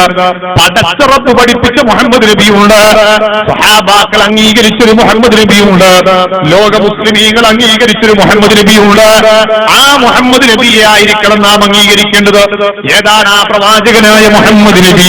വിശുദ്ധ ഖുർആൻ വളരെ വ്യക്തമായി പഠിപ്പിച്ചല്ലോ, വമാ അർസൽനാ മിൻ റസൂലിൻ ഇല്ലാ ലിയുതാഅ ബിഇദ്നില്ലാഹ്. ലോകത്ത് മുഹമ്മദ് നബി സ്വല്ലല്ലാഹു അലൈഹി വസല്ലമ തങ്ങളടക്കമുള്ള സർവ്വ പ്രവാചകന്മാരുടെയും നിയോഗ ലക്ഷ്യത്തെ സംബന്ധിച്ച് പറഞ്ഞു, അവരെ പരിപൂർണമായി അംഗീകരിക്കാൻ വേണ്ടിയുള്ള യോഗ്യത ഉള്ളവരായിട്ടാണ് നിയോഗിച്ചത്. ഈ ആയത്തിനെ വ്യാഖ്യാനിച്ചുകൊണ്ട് മഹാനായ ഇമാം ഫഖ്റുദ്ദീൻ റാസി റളിയല്ലാഹു അൻഹു തന്റെ തഫ്സീറുൽ കബീർ രേഖപ്പെടുത്തിയത് കാണാം. ഹാദിഹിൽ ആയത്തു ദാല്ലത്തുൻ അലാ അന്നൽ അംബിയാ കുല്ലുഹും മഅ്സൂമൂൻ. ഈ ആയത്ത് പഠിപ്പിക്കുന്നത് അംബിയാക്കൾ മുഴുവനും പാപസുരക്ഷിതരാണ് എന്നാണ്. തെറ്റ് ചെയ്യാത്ത മുഹമ്മദ് നബിയാണ് ലോകത്ത് അല്ലാഹു പരിചയപ്പെടുത്തിയത്. തെറ്റ് ചെയ്യാത്ത മുഹമ്മദ് നബിയാണ് ഖുർആൻ പരിചയപ്പെടുത്തിയത്. അതുകൊണ്ട് തന്നെ ലോക മുസ്ലിമീങ്ങൾ റസൂലുള്ളാഹി തങ്ങൾ അംഗീകരിച്ചത് മഅ്സൂം, പാപസുരക്ഷിതൻ എന്നാണ്. അങ്ങനത്തെ മുഹമ്മദ് നബി സ്വല്ലല്ലാഹു അലൈഹി വസല്ലം പോരാ. മുഹമ്മദ് നബിയുടെ ഏറ്റവും വലിയ ഒരു ക്വാളിഫിക്കേഷൻ ഇൻസാനുൽ കാമിൽ എന്നതാണ്, പരിപൂർണനായ ഒരു മനുഷ്യൻ. ആ മുഹമ്മദ് നബിയെ നമ്മളൊന്ന് പഠിക്കണം. നമുക്കിത് പറ്റിയ അബദ്ധം അവിടെയാ. നമ്മൾ റസൂലുള്ളാഹിനെ പഠിക്കാൻ തയ്യാറായില്ല. ഹബീബായ തങ്ങളെ പറ്റി നമ്മൾ എന്താ പഠിച്ചത്? എന്താ റസൂലുള്ളാഹിനെ പറ്റി ഈ പറയുന്ന ഞാനും പഠിച്ചത്? പഠിച്ചു തീർക്കാൻ ഒരാൾക്ക് കഴിയുമോ? ഇല്ല. പറഞ്ഞു തീർക്കാൻ കഴിയുമോ? അതുമില്ല. അത്രയും വലിയ ബഹുമാനത്തിന്റെ കേന്ദ്രം. അതുകൊണ്ടാണ് പ്രവാചക പ്രേമിയായ ഇമാമുൽ ബുഖാരി റളിയല്ലാഹു തആല അൻഹു പാടി പറഞ്ഞത്, ഫദില്ല ഫദ്ല റസൂലില്ലാഹി ലൈസ ലഹു ഹദ്ദുൻ ഫയുരിബാ ഹുനാതികും ബിഫമി. എല്ലാവരും നല്ല ശബ്ദത്തിൽ റസൂലുള്ളാഹിന്റെ പേരിൽ ഒരു സ്വലാത്ത് ചൊല്ലണം. മൗലായ സ്വല്ലി വസല്ലിം ദായിമൻ അബദാ അലാ ഹബീബിക ഖൈറിൽ ഖൽഖി കുല്ലിഹിം. അല്ലാഹുവിന്റെ ഹബീബിന്റെ ബഹുമാനം അതേ ഒരു വാചാലന് വർണ്ണിച്ചു തീർക്കാൻ കഴിയാത്ത, ഒരു എഴുത്തുകാരൻ എഴുതി തീർക്കാൻ കഴിയാത്ത, എല്ലാറ്റിന്റെയും അപ്പുറമാണ് മുഹമ്മദ് നബി നിൽക്കുന്നത്.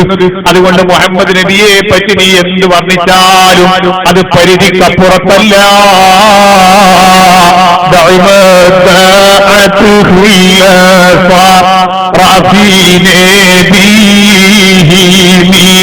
وَهْكُمْ بِمَا شِئْتَ مَدْحًا فِيهِ وَاحْتَسِبِي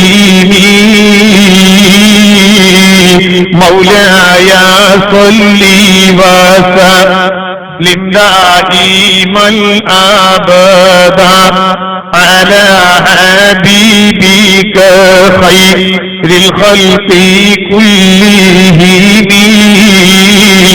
പ്രവാചക പ്രേമിയായ ഇമാം മുസൂരി റളിയല്ലാഹു അൻഹു പറഞ്ഞു, മോനെ നീ അല്ലാഹുവിന്റെ ഹബീബിനെ പറ്റി വർണ്ണിച്ചാദരിച്ച് ബഹുമാനിച്ചെന്നും പറഞ്ഞു.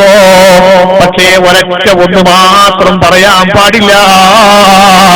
മുഹമ്മദ് നബി പടച്ചോനാണെന്ന വിശ്വാസം ഒഴിച്ച് ബാക്കിയുള്ളത് എന്ത് റസൂലുള്ളാഹിന്റെ മദ്ഹായി പറഞ്ഞാലും അതൊക്കെ പ്രകീർത്തനത്തിന്റെ വൃത്തത്തിന്റെ ഉള്ളിലല്ലാതെ പുറത്തു പോകുന്ന പ്രശ്നമില്ല. അത്രയും വലിയ നിറഞ്ഞ ആദരവിന്റെയും ബഹുമാനത്തിന്റെയും നിറകുടമായ മുഹമ്മദ് റസൂലുള്ളാഹി. ആ ഹബീബായ തങ്ങളെ പറ്റി പഠിക്കാൻ നമ്മൾ സമയം കണ്ടെത്തണം. ആ റസൂലുള്ളാഹിയെ മനസ്സിലാക്കാൻ നമുക്ക് സാധിക്കണം. ആ മുഹമ്മദ് നബിയെ മനസ്സിലാക്കി തീർക്കാൻ കഴിയുന്നത് കൊണ്ടല്ല, മറിച്ചൊരല്പമെങ്കിലും മനസ്സിലാക്കി ആ ഹബീബിനെ നമ്മുടെ മനസ്സിന്റെ അടിത്തട്ടിൽ ഉറപ്പിച്ചിട്ടില്ലെങ്കിൽ ഈ പുതിയ ചിന്താഗതിക്കാരും അത് നമ്മുടെ ഈമാനിനെ പഴപ്പിച്ച് കളയും കേട്ടോ. നമ്മുടെ ഈമാനിന് ശക്തി പകരട്ടെ. ഏതാനും ദിവസങ്ങൾ അങ്ങോട്ട് കഴിഞ്ഞാൽ ആ പ്രവാചകന്റെ ജന്മം കൊണ്ട് അനുഗ്രഹീതമായ പരിശുദ്ധമായ റബീഉൽ അവ്വൽ മാസമാണ് കടന്നു വരുന്നത്. ആ പ്രവാചകനെ അവിടുത്തെ ജന്മത്തിന്റെ മാസത്തെയും ദിവസത്തെയും ഒക്കെ സന്തോഷത്തോടെ ഏറ്റുവാങ്ങാൻ നാം ഒരുങ്ങിയിരിക്കണം. എല്ലാ വീടുകളിലും റബീഉൽ അവ്വലിന്റെ മുഴുവൻ ദിനരാത്രങ്ങളിലും ഹബീബായ നബി സല്ലല്ലാഹു അലൈഹി വസല്ലമ തങ്ങളുടെ മൗലിദിന്റെ ശബ്ദം മുഴങ്ങണം. വീടുകളിൽ കൃത്യമായി മൗലിദ് പാരായണം നടക്കണം. അല്ലാഹുവിന്റെ ഹബീബിനെ പറ്റി പറയാൻ പറ്റിയ നല്ല നല്ല സദസ്സുകൾ നാം സംഘടിപ്പിക്കണം. അതിന് എന്ത് ചെലവഴിച്ചാലും തിരക്കേടില്ല. അതൊന്നും റസൂലുള്ളാഹിന്റെ മഹബത്തിന്റെ ഒരു മൂലയിൽ വെക്കാനില്ല കേട്ടോ. ഹബീബായ തങ്ങളുടെ പേരിൽ ഒരു അന്നദാനം നടത്തിയത് കൊണ്ട് മാത്രമായില്ല, പ്രവാചകന്റെ പേരിൽ എത്രത്തോളം നമുക്ക് എന്തൊക്കെ നല്ല കാര്യം ചെയ്യാൻ പറ്റുമോ അതൊക്കെ ആ ഹബീബിനോടുള്ള ബഹുമാന സൂചകമായി, ആ ഹബീബായ നേതാവിനോടുള്ള ആദര സൂചകമായി നമ്മുടെ വലിയൊരു ഇബാദത്തായി സമർപ്പിക്കാൻ നമുക്ക് സാധിക്കണം. പക്ഷേ ഞാൻ വളരെ വേദനയോടുകൂടെ ഇടയിൽ അങ്ങ് ഓർമ്മപ്പെടുത്തുകയാണ്, പഴയ കാലത്ത് ആ സംസ്കാരമൊക്കെ നമ്മുടെ വീട്ടിൽ നിന്ന് എടുത്തെറിയപ്പെടുകയാണ്. പണ്ടൊക്കെ പള്ളികളിലെങ്കിലും കൃത്യമായി മൗലിദ് നടന്നിരുന്നു. ഇന്ന് ആ മൗലിദ് ചെല്ലാൻ ആരും ചെന്നിരിക്കാത്തൊരവസ്ഥയാണ്. ആ വിഷയത്തിലൊക്കെ നമുക്ക് നല്ലൊരു മാറ്റം വേണം. നമ്മുടെ പള്ളികളിൽ കൃത്യമായി മൗലിദ് നടക്കണം, വീടുകളിൽ കൃത്യമായി മൗലിദിന്റെ ആലാപനം നടക്കണം, നമ്മുടെ നാടുകളിലുള്ള നബിദിന പരിപാടികളൊക്കെ വളരെ സജീവമായി നടക്കണം. അല്ലാഹുവിന്റെ ഹബീബിന്റെ പേരിൽ നന്നായി നല്ലത് ചെയ്യാൻ നാം ശ്രമിക്കണം. അല്ലാഹു ആ ഹബീബിന് വേണ്ടി നന്മ ചെയ്ത് ആ ഹബീബിന്റെ ആശിഖീകളിൽ പെടാൻ നമുക്കെല്ലാവർക്കും അല്ലാഹു തൗഫീഖ് നൽകട്ടെ. ഹബീബായ തങ്ങളെ പറ്റി നന്നായി നാം ഒന്ന് പഠിക്കാനും ആ ഹബീബിനെ മറ്റുള്ളവർക്ക് പരിചയപ്പെടുത്തി കൊടുക്കാനുമുള്ള ശക്തമായ ഒരു ഒരുക്കം നമ്മുടെ കയ്യിലുണ്ടാകണം. അല്ലാതിരുന്നാൽ വരും തലമുറക്ക് റസൂലുള്ളാഹിനെ നാം പരിചയപ്പെടുത്തി കൊടുക്കാത്തതിന്റെ കുറ്റം നാം ഏറ്റുവാങ്ങേണ്ടി വരും. അല്ലാഹുവിന്റെ ഹബീബ് പരിപൂർണനായ ഒരു മനുഷ്യനാണ്, അല്ലാഹുവിന്റെ പ്രവാചകനാണ്, പാപസുരക്ഷിതനാണ്. അങ്ങനത്തെ ഒരു പ്രവാചകനെ ലോകത്ത് പരിചയപ്പെടുത്തിയിട്ട് ഇന്ന് ബിദഈ ചിന്താഗതിക്കാരും വന്ന് ഞാൻ പറഞ്ഞില്ലേ, ആ ഹബീബിന്റെ ബഹുമാനത്തെ നശിപ്പിക്കാനല്ലേ ശ്രമിക്കുന്നത്. പ്രവാചകന്റെ കാലഘട്ടത്തിൽ ജീവിച്ച ഏറ്റവും വലിയ ക്രൂരനായ ശത്രു പോലും നുബുവ്വത്ത് ലഭിക്കുന്നതിന് മുമ്പ് റസൂലുള്ളാഹി തങ്ങളെ അൽ അമീൻ എന്ന് വിളിച്ചാദരിച്ച മുഹമ്മദ് റസൂലുള്ളാഹി. ആ ഹബീബിനെ പറ്റിയാണ് അറബി പയ്യനെന്ന് ഈ പൈവന്മാർ എഴുതി പറഞ്ഞുവിടുന്നത്. ആ ഹബീബിനെ പറ്റിയാണ് സാധാരണ മനുഷ്യർക്ക് പറഞ്ഞുവിടുന്നത്. ആ ഹബീബിനെ പറ്റിയാണ് മുഹമ്മദ് ക എന്ന് വിളിച്ച് അവഹേളിക്കുന്നത്. ആ മഹാനായ നേതാവിനെ പറ്റി വേണ്ടിയാണ് മഴമാക്ക എന്ന് വിളിച്ച് അപഹസിക്കുന്നത്? വേദനയില്ല മുസ്ലിമേ? ഇതെല്ലാം കേട്ടിട്ട് ഒരു പരിഗണനയുമില്ലാതെ അതൊക്കെ ഒരു നിസ്സാര പ്രശ്നമായി തള്ളിയിട്ട് അതേ ആ ഹബീബായ നേതാവിന്റെ സാന്നിധ്യത്തിലേക്ക് ഒരു വേള ഞാനും നിങ്ങൾ തിരിച്ചു പോകേണ്ടതില്ലേ? അതേ കോടാനക്കോടി കിലോമീറ്ററുകൾ അപ്പുറം കിടക്കുന്ന സൂര്യൻ ശിരസിന്റെ ഒരു ജാൻ ഉയരത്തിലുദിച്ച് വിയർപ്പിൽ മുറ്റി നട്ടോട്ടമോടുള്ള മഷ്റയിൽ ഒരക്കപ്പ് വെള്ളം കിട്ടാൻ വേണ്ടി ഇന്നരാനരുജൂല കൽസി ഹൗലികലിൽ യൗമന ശിരി കിതാബിയാ സയ്യിദി ഖൈറൽ നബി ഒരക്കപ്പ് വെള്ളം തരുമോ നബിയേ? ഈ യാചിച്ചുകൊണ്ട് ആ ഹബീബിന്റെ ഹദറത്തിൽ ചെല്ലുമ്പോ മാറി നിൽക്കണോ?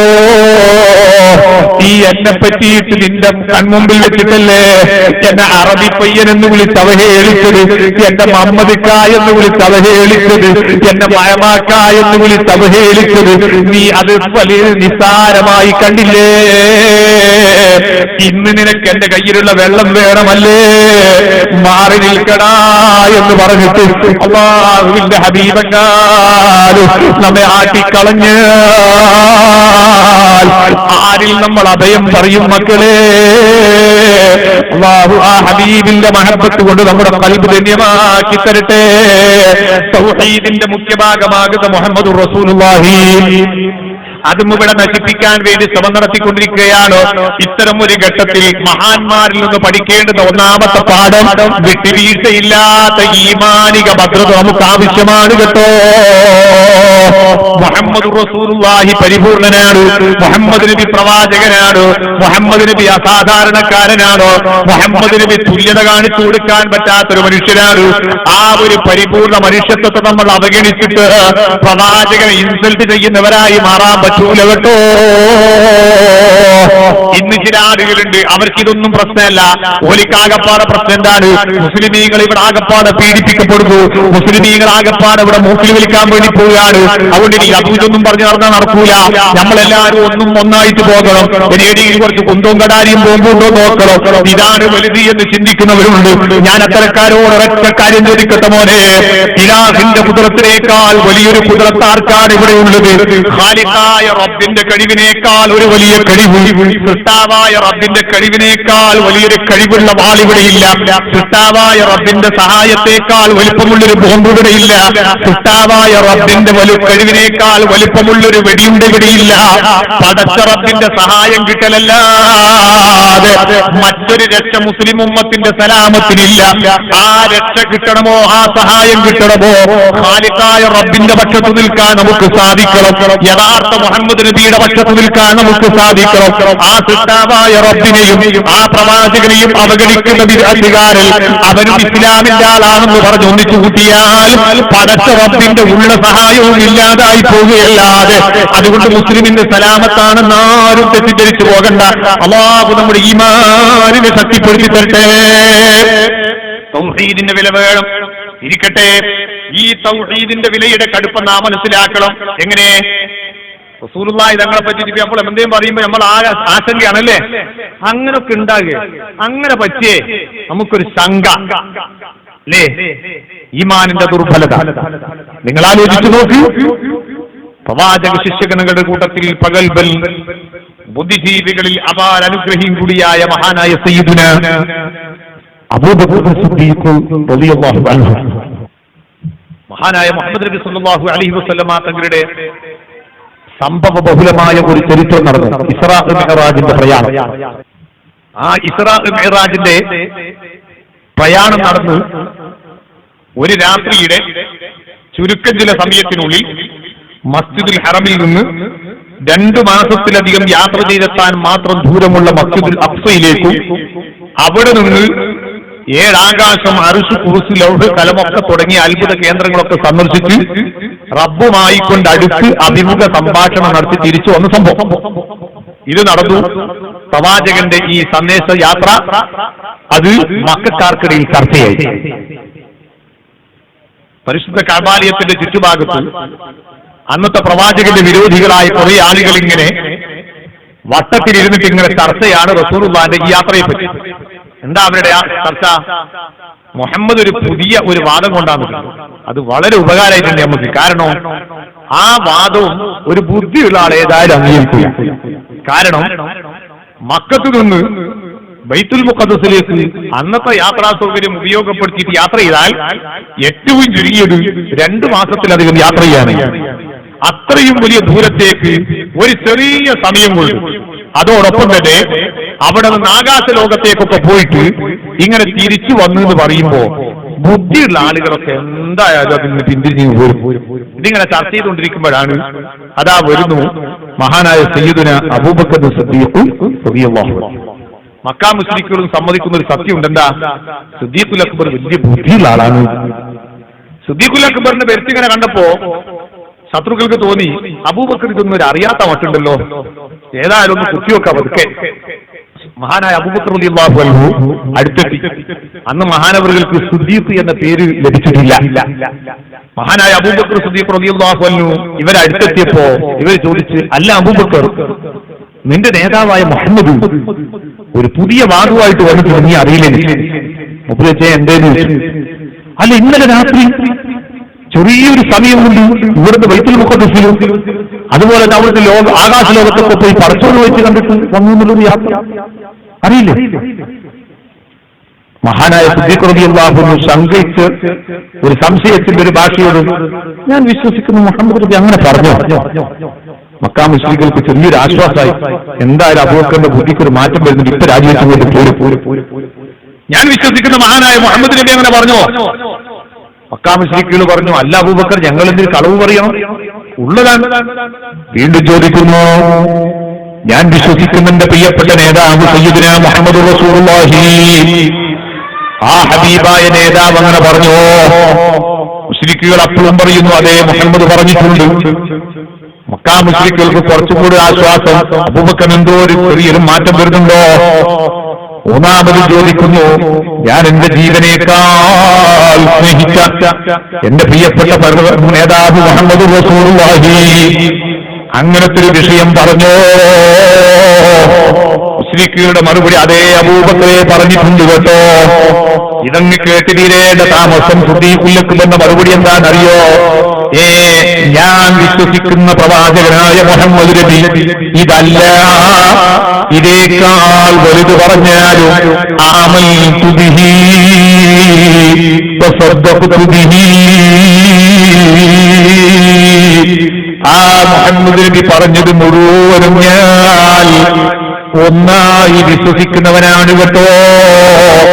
ഒരിക്കൽ കൂടെ അദ്ദേഹത്തിന്റെ സത്യസന്ധത ഞാൻ വ്യക്തമായി അംഗീകരിക്കുന്നു കേട്ടോ. അന്ന് മുതലാണ് മഹാനായ അബൂബക്കർ റളിയല്ലാഹു അൻഹു മഹാനവർക്ക് സിദ്ദീഖ് എന്ന പേര് തന്നെ വരാൻ കാരണം. നമ്മളാണെങ്കിൽ എന്താ പറയാ, അത് ശരി തന്നെ, നാട്ടിലേക്ക് പോകണമെങ്കിൽ എങ്ങനെ പോകാൻ കഴിയാനാ?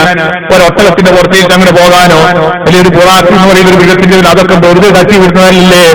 ഇന്നത്തെ പുത്തനാശയക്കാരനെങ്ങാനും അന്നുണ്ടായിരുന്നെങ്കിൽ അവർ ആ സ്പോട്ടിൽ തന്നെ ഇസ്ലാം എന്ന് പുറത്തു പോകുമായിരുന്നു. എന്റെ പ്രിയപ്പെട്ട സഹോദരന്മാരെ, സുഹൃത്തുക്കളെ, അല്ലാഹുവിന്റെ ഹബീബിൽ സഹാബത്തിനുണ്ട് ഈമാൻ. മുഹമ്മദ് നബി എന്തേ പറഞ്ഞു അതങ്ങനെ തന്നെ സ്വീകരിക്കുക എന്നതാണ്. അതുകൊണ്ട് തന്നെ മഹാന്മാരായ അമ്പിയാക്കളുടെയും ഔലിയാക്കളുടെയും സാലിഹീങ്ങളുടെയും ഒക്കെ പാരമ്പര്യം നാം പരിശോധിച്ചാൽ അവരുടെ ജീവിതത്തിൽ അവർ ഒന്നാമതായി പ്രാധാന്യം കൊടുത്തത് ഈമാനിന്റെ വിഷയത്തിനാണ്. സാന്ദർഭികമായി ഞാൻ ഓർമ്മപ്പെടുത്തട്ടെ, വർത്തമാന സാഹചര്യത്തിൽ ജീവിക്കുന്ന നമ്മുടെ മനസ്സിൽ നിന്ന് ഈമാനിന്റെ വില കുറഞ്ഞുകൊണ്ടിരിക്കുകയാണ്. ഈമാനിനെതിരെ ആരെന്ത് ഭീഷണി ഉയർത്തി വന്നാലും അതിന്റെ തെറ്റ് തെറ്റാണെന്ന് പറയാൻ ആരും ധൈര്യം കാണിക്കുന്നില്ല. ആ തെറ്റിലേക്ക് പോകരുതെന്ന് പറയാൻ ധൈര്യം കാണിക്കുന്നില്ല. ഒരുപാട് മഹല്ല് കമ്മിറ്റിയുടെ ഉത്തരവാദപ്പെട്ട ആളുകൾ ഈ വിനീതന്റെ ശബ്ദം കേൾക്കുന്നവരിൽ ഉണ്ടാകുമല്ലോ. നമ്മുടെ പൂർവീകരായ മഹാന്മാര് അവരാദരിക്കപ്പെടുന്ന മഹത്വത്തെ അവരുടെ രക്തം നീരാക്കി അധ്വാനിച്ചുണ്ടാക്കിയിരിക്കുന്ന അവരുടെ കരങ്ങളിലൂടെ സ്ഥാപിതമായ പള്ളികളും വഖഫ് സ്വത്തുക്കളുമൊക്കെ ഇന്ന് കൈകാര്യം ചെയ്യുന്ന പള്ളി കമ്മിറ്റിയിലേക്ക് പോലും ഈ പുതിയ ചിന്താഗതിക്കാരൻ കടന്നു വരുന്നതിൽ ഇന്ന് നമുക്കൊരു പ്രശ്നമില്ലാതായി മാറിയിരിക്കുന്നു. അവരൊക്കെ മുസ്ലിമീങ്ങളാണെന്ന് പറയുന്നവർ, അവരൊക്കെ ഇസ്ലാമിൽ നിന്ന് പുറത്താണെന്ന് പറയുന്നവർ, അടുത്ത ജനറൽ ബോഡി വരുമ്പോൾ കമ്മിറ്റിന്റെ സെക്രട്ടറി ആരാ? ഈ പറഞ്ഞ ബന്ധം തന്നെ. നമുക്ക് അല്ലാഹുവിനെ പേടിയില്ലേ? റബ്ബിന്റെ പള്ളിയും ആ പള്ളിയുടെ പരിപാലനവും ഈ വിദഈ ചിന്താഗതിക്കാരന്റെ കയ്യിലേക്ക് കൊടുക്കുമ്പോ അവനിലൂടെ ഉണ്ടാകുന്ന അപകടത്തെപ്പറ്റി നമുക്കൊരു ബോധ്യവുമില്ല അല്ലേ? അല്ലാഹു നമ്മെ കാത്തുരക്ഷിക്കട്ടെ. നമ്മുടെ നാടും നാട്ടിലെ പള്ളികളുമെല്ലാം നമുക്ക് അന്യാധീനപ്പെട്ടു പോകാൻ കാരണമായി പോകും. അതുകൊണ്ട് തന്നെ പഴയ കാലത്തൊക്കെ ജനറൽ പോയി നടക്കുമ്പോ പള്ളി കമ്മിറ്റിയിലേക്ക് ആളുകളെ തെരഞ്ഞെടുക്കും. പരിഗണിച്ച മാനദണ്ഡം എന്താണ്? ഇന്നമായ അമുറു മസാജിദല്ലാഹി മൻ ആമന ബില്ലാഹ്. ഒന്നാമതായി നല്ല പാരമ്പര്യ മുസ്ലിമിനെ മാത്രമേ അംഗീകരിച്ചിരുന്നുള്ളൂ. കാരണം ഖുർആൻ പറഞ്ഞു ഈമാനാണ് അവരുടെ ഏറ്റവും വലിയ മുഖമുദ്ര. രണ്ടാമത്തതോ അവർ ആഖിറത്തിനെ പേടിക്കുന്നവരാകണമെന്ന ചിന്ത ഉണ്ടായിരുന്നു. ഇന്നോ? അതുകൊണ്ട് ആ പഴയ കാലത്ത് പള്ളി കമ്മിറ്റിയിലെ കാരണോറെ കണ്ടാൽ പള്ളിയിലെ ഖാദിയാറും കാരണോറും ഒന്നായിട്ടിരുന്ന കാരണോറെ കണ്ടാൽ ഖാദിയാറും പോകില്ല. അത്രയും കാണാൻ നല്ല ഹൈബത്തും വക്കാറൊക്കെയായിരുന്നു. നല്ലൊരു തൊപ്പി, നല്ലൊരു താടി, ബിരിയാണിക്ക് നേരെയുള്ള തുണി, സാധാരണ മൂല്യന്മാരും പോലത്തെ അതൊക്കെ ഇട്ടിട്ട് ഒരു സദസ്സിലൊക്കെ കൊണ്ടുവച്ചാൽ കാണാനൊരു കോരമട്ടം ഉണ്ടായിരുന്നു. ഇപ്പം പള്ളി കമ്മിറ്റിയിലേക്ക് വരുന്ന പ്രസിഡന്റും സെക്രട്ടറിയും ഖജാൻജി ക്വാളിഫിക്കേഷൻ ബാങ്ക് കൊടുക്കുന്നത് വരെ പള്ളിന്റെ മുറ്റത്ത്, ബാങ്ക് കൊടുത്ത അങ്ങാടിയിലില്ല. എന്നാലും പള്ളി കരിക്കുണ്ടാവൂല, കരിക്കൂല. എവിടെ എത്തി നമ്മുടെ അവസ്ഥ നമ്മൾ ആലോചിക്കണം. ഈമാനിന് വില കൊടുക്കാത്തവർ, അതേ ഇബാദത്തിന് വില കൊടുക്കാത്തവർ, ആഖിറം ഭയപ്പെടാത്തവർ, റബ്ബിന്റെ പള്ളി പരിപാലിക്കാനുള്ള വ്യാജേന കമ്മിറ്റിയിലേക്ക് കടന്നു വരുമ്പോ എന്റെ പ്രിയപ്പെട്ട നാട്ടുകാരോട് ഞാൻ പറയുന്നു, ഒരു പ്രദേശത്തെ പറ്റിയല്ല ഞാൻ പറയുന്നത്, ഏത് പ്രദേശത്തും അത്തരത്തിലുള്ള പ്രശ്നങ്ങളൊക്കെ നടക്കുമ്പോ ഈമാനിനും ആഖിറത്തിനും വില കൊടുക്കുന്നവരെ അത്തരത്തിലേക്ക് തെരഞ്ഞെടുക്കപ്പെടണം. പാരമ്പര്യം നശിപ്പിക്കുന്ന വിഭാഗം കടന്നു വരുന്നത് നമ്മൾ സൂക്ഷിക്കണം. ഇത് ഞാൻ പറയുന്നത് ഏതെങ്കിലും ഒരു പള്ളി കമ്മിറ്റിയിൽ ഇങ്ങനത്തെ കുറെ ആളുകൾ വന്നുകൊണ്ട് ലത്തീഫാനിക്കൊന്നും നഷ്ടപ്പെട്ടു പോകുന്നത് കൊണ്ടല്ല, മറിച്ച് നമ്മുടെ ദീനിന്റെ പാരമ്പര്യം നശിപ്പിക്കുന്നവർ നമ്മുടെ നാട് അതിലൂടെ നഷ്ടപ്പെടാൻ കാരണമായി പോകും. നമ്മുടെ ഇസ്ലാമിന്റെ പാരമ്പര്യവും നഷ്ടപ്പെടുത്താൻ അവർ ശ്രമിക്കും. അത് ശ്രദ്ധിക്കേണ്ടുന്ന സമയത്ത് ശ്രദ്ധിക്കാതെ പോയാൽ അപകടമാണ്. ഇന്നതൊന്നും ശ്രദ്ധിക്കുന്നില്ല. പുതിയാപ്പൾ അന്വേഷിക്കാലം പോയപ്പോ നല്ല ടോപ്പ് കുടുംബം, നല്ല സ്വഭാവം, നല്ല പെരുമാറ്റം, നല്ല പൊരൊക്കെ റെഡി. അപ്പൊ ആരോ പറഞ്ഞു അവർ ചെറിയൊരു ആടിക്കളിക്കുന്ന വിശ്വാസമുള്ള അങ്ങനെയെല്ലാം നോക്കിയപ്പോ ഇന്നത്തെ കാലത്ത് ആളുകളും പിന്നെ അങ്ങ് പോട്ടെ. പിന്നെയോ ആ പുതിയ ആശയക്കാരൻ പുതിയാപ്പിളായിക്ക് വന്നപ്പോ ദിവസം 5-6 മാസം കഴിഞ്ഞു, അമ്മായിമ്മ മരിച്ചുപോയി. പിന്നെ നോക്കുമ്പോ മയ്യത്തെടുക്കുമ്പോ നിൽക്കുക പറ്റൂല, ഉമ്മാന്റെ പേരിൽ യാസീനോദാൻ പറ്റൂല. അതേ ആ ഉമ്മാനെ കൊണ്ടുപോയിട്ട് മറവ് ചെയ്യലോ, പണ്ടൊക്കെ മറമാടലാണ്. ഇവൻ ബിയാപ്പിളാക്കി വന്നോക്കും കുഴിച്ചുമൂടലാണ്. ഇങ്ങനെ ഒരു മുരിമിനിന്റെ ആഖിറത്തിന്റെ സലാമത്ത് പോലും അപകടപ്പെടുത്തുന്നു. ഖബറിലെത്തിയിട്ടാ ചിലപ്പോ അമ്മായിമാരുടെ അപകടം മനസ്സിലാക്കുന്നുണ്ടാകുക, ഖബറിലെത്തിയിട്ടാ ചിലപ്പോ അമ്മോശാക്കാക്ക് അതിന്റെ ഗൗരവം മനസ്സിലാകുക. പഠിച്ചവരെ ഒരു യാസീൻ കൂടെ കിട്ടുന്നില്ലല്ലോ. ചില ആളുകൾ ഖബറിലുള്ള അവസ്ഥയെ പറ്റിയിട്ട് മഹാന്മാര് പറഞ്ഞതൊക്കെ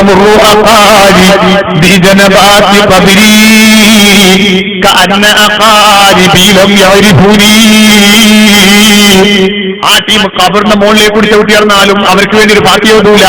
എന്നിട്ട് ഖബറിൽ കിടക്കുന്ന ആൾ ഇങ്ങനെ പറയാതെ പോലും പഠിച്ചവരെ എന്റെ കുടുംബക്കാരിലെ പോലെ എന്നെ പറ്റി ഒരു ഓർമ്മയില്ലല്ലോ. ചിന്തിച്ചിട്ട് അന്നേരം ബേജാറായിട്ട് കാര്യമില്ല. ജീവിതകാലത്ത് തന്നെ പഠിച്ചോ, ആ സൂക്ഷ്മത പാലിച്ചോ. അല്ലാഹു നമ്മുടെ എല്ലാ പ്രവർത്തനങ്ങളും നന്നാക്കി തരട്ടെ. ഈമാനിന് വില നൽകുന്നവരാകണം. ഔലിയാക്കന്മാരുടെ മുഖമുദ്ര അതാണ്, അമ്പിയാവിന്റെ മുഖമുദ്ര അതാണ്, കഴിഞ്ഞുപോയ മഹാന്മാരുടെയൊക്കെ മുഖമുദ്ര അതാണ്. കാണുവതു നാരായണ പ്രതിമ, യാതൊന്നു കേൾക്കുവതു നാരായണ പ്രതിമ, യാതൊന്നു ചൊല്ലുവതു നാരായണായ നമ എന്ന ശ്രീ ശങ്കരാചാര്യരുടെ അദ്വൈത സിദ്ധാന്തം അംഗീകരിച്ച വ്യക്തിയാണ് മുഹീദ്ദീൻ ശൈഖ്.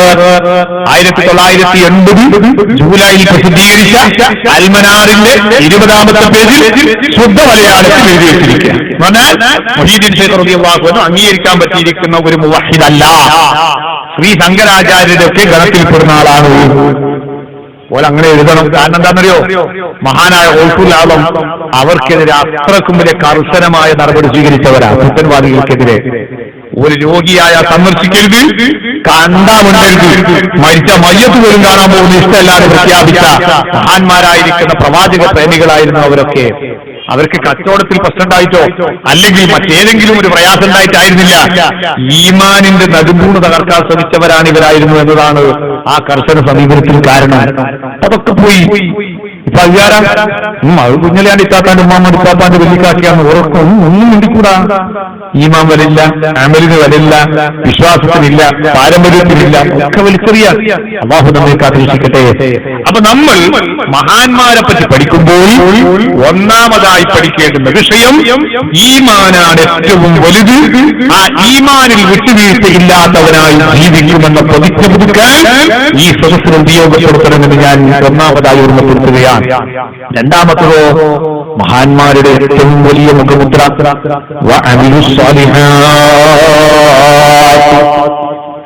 ജീവിതം മുഴുവനും അല്ലാഹുവിന്റെ പൊരുത്തത്തിന് വേണ്ടി മാത്രം വിനിയോഗിച്ചവർ. ആഖിറത്തിൽ കൂലി കിട്ടുന്ന വിഷയം ചെറുതായാലും വലുതായാലും തിരക്കേടില്ല, അവരുടെ ദറജ നോക്കാതെ ഇറങ്ങി പ്രവർത്തിച്ചവരാണ് മഹാന്മാർ. നിങ്ങൾ കണ്ടില്ലേ മഹാനായ ഗൗസുൽ ആലം ഖദ്ദസല്ലാഹു സിർറഹുൽ അസീസ് തങ്ങൾ ആരാണ്? വലിയ മഹാനല്ലേ.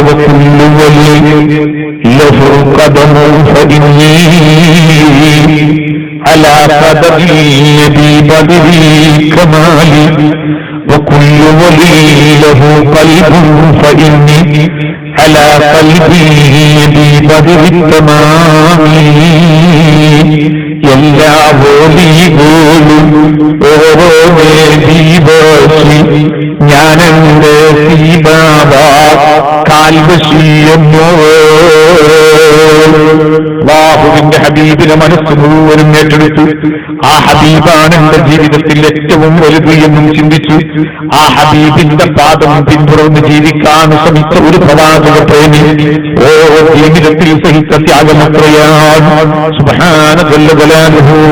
മഹാനായ ഗൗസുൽ ആലമിന്റെ ചരിത്രം നോക്കിയാൽ കാണാം. നിലവേറും ഈശ തൊഴുതോറുവാലോ 40 നൂറ്റാണ്ടോളം സുബ്ഹി തൊഴുതോറോ 40 കൊല്ലക്കാലം ഉറങ്ങാതെ വേറൊരു ക്ഷീണവും കാണാതെ പകലും രാത്രിയും ഒരുപോലെ അല്ലാഹുവിന്റെ ഇബാദത്തിന് വേണ്ടി സമയം കളഞ്ഞവരാണ് കേട്ടോ. പറയാൻ ഈ വിനീതൻ യോഗ്യമല്ല. ആ മഹാന്മാരെയൊന്നും അവരുടെ പേര് പോലും നാവുകൊണ്ട് പറയാൻ ഞാൻ അർഹനല്ല. എങ്കിലും ആ മഹാന്മാരുടെ ബർക്കത്തുണ്ടെങ്കിലും അല്ലാഹു നമ്മുടെ ജീവിതം നന്നാക്കി തരട്ടെ, നമ്മുടെ അമല് അല്ലാഹു നന്നാക്കി തരട്ടെ, താഅത്തിനുള്ള തൗഫീഖ് അല്ലാഹു വർദ്ധിപ്പിച്ചു തരട്ടെ. 40 കൊല്ലക്കാലം ഉറക്കില്ലാതെ ഖാലിഖായ റബ്ബിന്റെ പൊരുത്തത്തിലായി ദിക്റും ദുആഉം സ്വലാത്തും നിസ്കാരങ്ങളും അങ്ങനെ ഖുർആനോതും ഇബാദത്തുമായി കഴിച്ചു കൂട്ടിയവർ എന്റെ കരളിന്റെ കഷ്ടങ്ങളായ ചെറുപ്പക്കാരെ, എന്റെ പ്രിയപ്പെട്ട കാരണവന്മാരെ, ഒന്നും വേദനയോടെ നെഞ്ചിൽ കൈവയ്ക്കുന്ന ഒരു ചൂട് എന്റെ പ്രിയപ്പെട്ട ഉന്നതന്മാരെ, ഒന്ന് വേദനയോടെ ചിന്തിച്ചുകൂടെ? റബ്ബിന്റെ പള്ളിയിൽ വെച്ചു മുഅദ്ദിൻ ഒരു ദിവസത്തിൽ 5 നേരം ഉറക്കം വിളിച്ചു പറയുന്നു, ഹയ്യ അലസ്സലാഹ് ഹയ്യ അലൽ ഫലാഹ്. സർവ സൗകര്യങ്ങളും ചെയ്തു തന്ന കയ്യും കണക്കുമില്ലാത്ത അനുഗ്രഹങ്ങളും കൊണ്ട് ജീവിതം ധന്യമാക്കി തന്ന ഖാലിഖായ റബ്ബിന്റെ മുന്നിലൊന്ന് തലകുനിക്കാൻ സമയമായി മോനെ എന്ന് പറയുമ്പോൾ പടച്ച റബ്ബിന്റെ ഭവനത്തിന്റെ ചാരത്തിന് മുട്ടുപോലും പള്ളിയിൽ കയറി നിസ്കരിക്കാൻ മനസ്സ് കാണിക്കാത്ത ചെറുപ്പക്കാരെ, വീട്ടിൽ വെറുതെ കോലാഹലങ്ങളുണ്ടാക്കി നേരത്തിനൊന്ന് കയ്യും മുഖവും കാലും കഴുകി നിസ്കരിക്കാൻ സന്മനസ് കാണിക്കാത്ത ഉമ്മമാരെ, സഹോദരിമാരെ, പെണ്ണന്മാരെ, ഓ ഈ മഹാന്മാരൊക്കെ പോകുന്ന സ്വർഗമാണ് ഞാനും നിങ്ങളും ആഗ്രഹിക്കുന്നത്. 40 കൊല്ലം ഉറക്കിന്റെ അഭിരുചി അറിയാതെ അല്ലാഹുവിന്റെ പൊരുത്തത്തിന് വേണ്ടി ജീവിച്ചവർ. ഒരു സുന്നത്ത് നിസ്കാരത്തിന്റെ കഥ നമുക്ക് പറയാനില്ല, കൃത്യമായി ഖുർആൻ ഓതിയ കഥ പറയാനില്ല, നേരെ ചൊവ്വേ ഒരു 10 ദിക്റും സ്വലാത്തും ചൊല്ലിയ കഥ പറയാനില്ല. അങ്ങനത്തെ വിനീതനായ ഞാൻ നിങ്ങളുമൊക്കെ ഈ മഹാന്മാരുടെ മുന്നിൽ മഹ്ശറിൽ വെച്ച് ലജ്ജിച്ച് തലതാഴ്ത്തേണ്ടി വരില്ലേ? അല്ലാഹു നമ്മുടെ ബുദ്ധി നന്നാക്കി തരട്ടെ, പ്രവർത്തനം അല്ലാഹു നന്നാക്കി തരട്ടെ. ജീവിതം മുഴുവനും അല്ലാഹുവിന്റെ പൊരുത്തത്തിന് എത്രത്തോളമെന്ന് അറിയുമോ?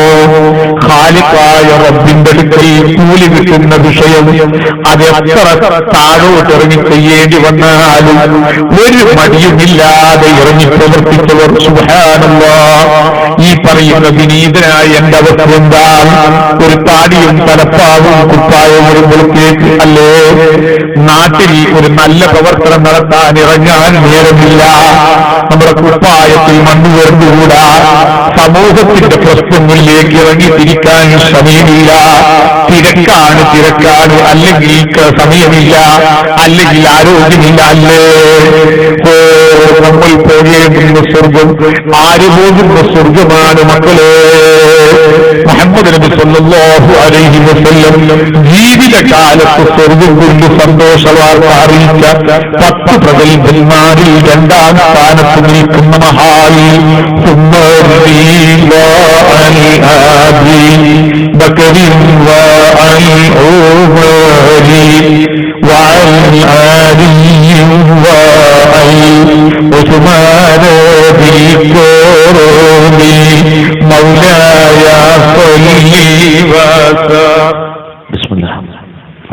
സഹോദരന്മാരെ, എല്ലാവരും ഈ മഹത്തായ സദസ്സിന് വേണ്ടി കഴിവിന്റെ പരമാവധി സഹായിക്കണം. നമ്മുടെ നാട്ടിലുള്ള കുട്ടികൾ വെച്ച പരിപാടിയാണ്. ഒരു പരിപാടി കടത്തിലായി നടത്തലും വെക്കാൻ വായിക്കാൻ പാടില്ല. ബാക്കി വന്നിട്ട് ഇനിയും വെക്കണമെന്നുള്ള താല്പര്യം അവർക്ക് നൽകത്തക്ക രീതിയിൽ കഴിവിന്റെ അങ്ങേ അറ്റത്തെ സഹായം ഇന്നും തുറന്നുള്ള ദിവസങ്ങളൊക്കെ നിങ്ങൾ ചെയ്യണം. അല്ലാഹു തആല ബർക്കത്തുമാറാകട്ടെ. ഞാൻ എന്റെ പ്രസംഗം ദീർഘിപ്പിക്കുന്നില്ല, ഞാൻ ചുരുക്കുകയാണ്. ഞാൻ പറഞ്ഞു മുഹമ്മദ് നബി സല്ലല്ലാഹു അലൈഹി വസല്ലം ജീവിതകാലത്ത് സ്വർഗ്ഗം കൊണ്ട് സന്തോഷ വാർത്ത അറിയിച്ച 10 പ്രഗത്ഭന്മാരിൽ 2ാം സ്ഥാനത്ത് നിൽക്കുന്ന മഹാനായ സയ്യിദുനാ ഉമർ ഇബ്നുൽ ഖത്താബ് റളിയല്ലാഹു അൻഹു. സുബ്ഹാനല്ലാഹ്.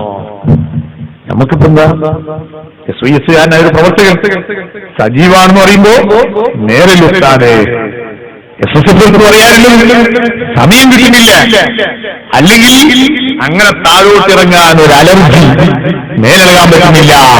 അല്ലേ സുബ്ഹാനല്ലാഹു വലാലുഹു.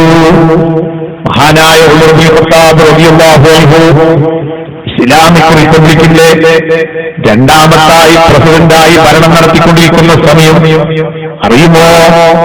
ഭരണക്കസേരയിലിരിക്കുന്ന സമയത്ത് ഒരു രാത്രിയിൽ ഉമർ ഇബ്നുൽ ഖത്താബ് റളിയല്ലാഹു അൻഹുവിന്റെ മനസ്സിലേക്ക് തികട്ടി വരികയാണ് ഓർമ്മ. എന്താണ് ആ ഓർമ്മ എന്നറിയുമോ? വിശ്വഗുരു മുഹമ്മദ് മുസ്തഫ സല്ലല്ലാഹു അലൈഹി വസല്ലമ തങ്ങൾ പഠിപ്പിച്ച ഹദീസ്, കുല്ലുക്കും റാഇൻ വ കുല്ലുക്കും മസ്ഊലുൻ അൻ റഅയതിഹി. നിങ്ങളെല്ലാവരും ഭരണാധികാരികളാണ്, നിങ്ങളുടെ ഭരണീയരെ സംബന്ധിച്ച് ചോദ്യം ചെയ്യപ്പെടുമെന്ന് അർത്ഥം ഉൾക്കൊള്ളുന്ന ഈ ഹദീസ് ഉമർ ഇബ്നുൽ ഖത്താബ് റളിയല്ലാഹു അൻഹുവിന്റെ മനസ്സിനെ വല്ലാതെ സ്വാധീനിച്ചുപോയി. മഹാനായ ഉമർ ഇബ്നുൽ ഖത്താബ് റളിയല്ലാഹു അൻഹു ചിന്തിക്കുന്ന പടച്ചോനെ, ഞാൻ രാജാവാണെന്ന് പറഞ്ഞിട്ട് ഈ കസേരയിൽ ഇരുന്നിട്ട് എന്റെ ഭരണീയരുടെ കാര്യം നോക്കാതെ ആരെങ്കിലും ദുരിതം പേറിയാൽ എന്റെ റബ്ബിന്റെ കോടതിയിൽ ഞാൻ ശിക്ഷിക്കപ്പെട്ടു പോകുമല്ലോ. ഉമർ ഇബ്നുൽ ഖത്താബ് റളിയല്ലാഹു അൻഹു ചെയ്യുന്ന പണി എന്താണെന്നറിയോ? എന്റെ കരളിന്റെ കഷ്ടങ്ങളായ ചെറുപ്പക്കാരെ, എന്റെ പ്രിയപ്പെട്ട SYSന്റെയും SSFന്റെയും പ്രവർത്തകന്മാരെ, മഹല്ല് കമ്മിറ്റിയുടെ പ്രവർത്തകന്മാരെ, അതേ തെരഞ്ഞെടുക്കപ്പെട്ട അധികാരത്തിലിരുന്ന് നമ്മളൊന്ന് ആലോചിക്കണം. മഹാനായ ഉമർ ഇബ്നുൽ ഖത്താബ് റളിയല്ലാഹു അൻഹു അതാ ഈ ചിന്ത മനസ്സിൽ വരുമ്പോ തന്റെ രാജകൊട്ടാരത്തിൽ നിന്ന്, അതേ തന്റെ ഭരണീയ കസേരയിൽ നിന്ന് എഴുന്നേറ്റ് സാധാരണ സിവിലിയൻ വേഷക്കാരനായി അതാ ഇറങ്ങി നടക്കുന്നു. വീട്ടിലൂടെ നടക്കുകയാണ്. മഹാനായ ഉമർ ഇബ്നുൽ ഖത്താബ് റളിയല്ലാഹു അൻഹു ആ ഇറങ്ങി നടക്കുന്ന സമയം എല്ലാ ദിവസവും അങ്ങനെ ഇറങ്ങി നടക്കാറുണ്ട്. ഒരു ദിവസമാണ് ഈ രംഗം മഹാനായ തൽഹത്ത് റളിയല്ലാഹു അൻഹുവിന്റെ ശ്രദ്ധയിൽപ്പെടുന്നത്. തൽഹത്ത് റളിയല്ലാഹു അൻഹു പാതിരാത്രിയിൽ എന്തോ ഒരു പ്രയാസത്തിൽപ്പെട്ടിട്ട് അതിന്റെ വഴി തേടി പുറത്തിറങ്ങിയതാണ്. ആ സമയത്താണ് ഉമർ ഇബ്നുൽ ഖത്താബ് റളിയല്ലാഹു അൻഹു ഭരണാധികാരിയാണ്. പാതിരാത്രി ഒറ്റത്തിൽ ഇങ്ങനെ ആ കൊഴിവിലൂടെ നടക്കുന്നത് കാണുന്നത്.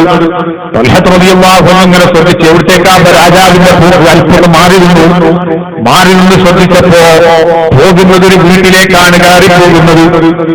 മഹാനായ തൽഹത്ത് റളിയല്ലാഹു അൻഹു ആദ്യം ഒന്ന് ഞെട്ടി. കാരണം ആ വീട്ടിലൊരു പെണ്ണ് മാത്രമേ ഉള്ളൂ എന്ന് തൽഹത്ത് റളിയല്ലാഹു അൻഹു അറിയാം.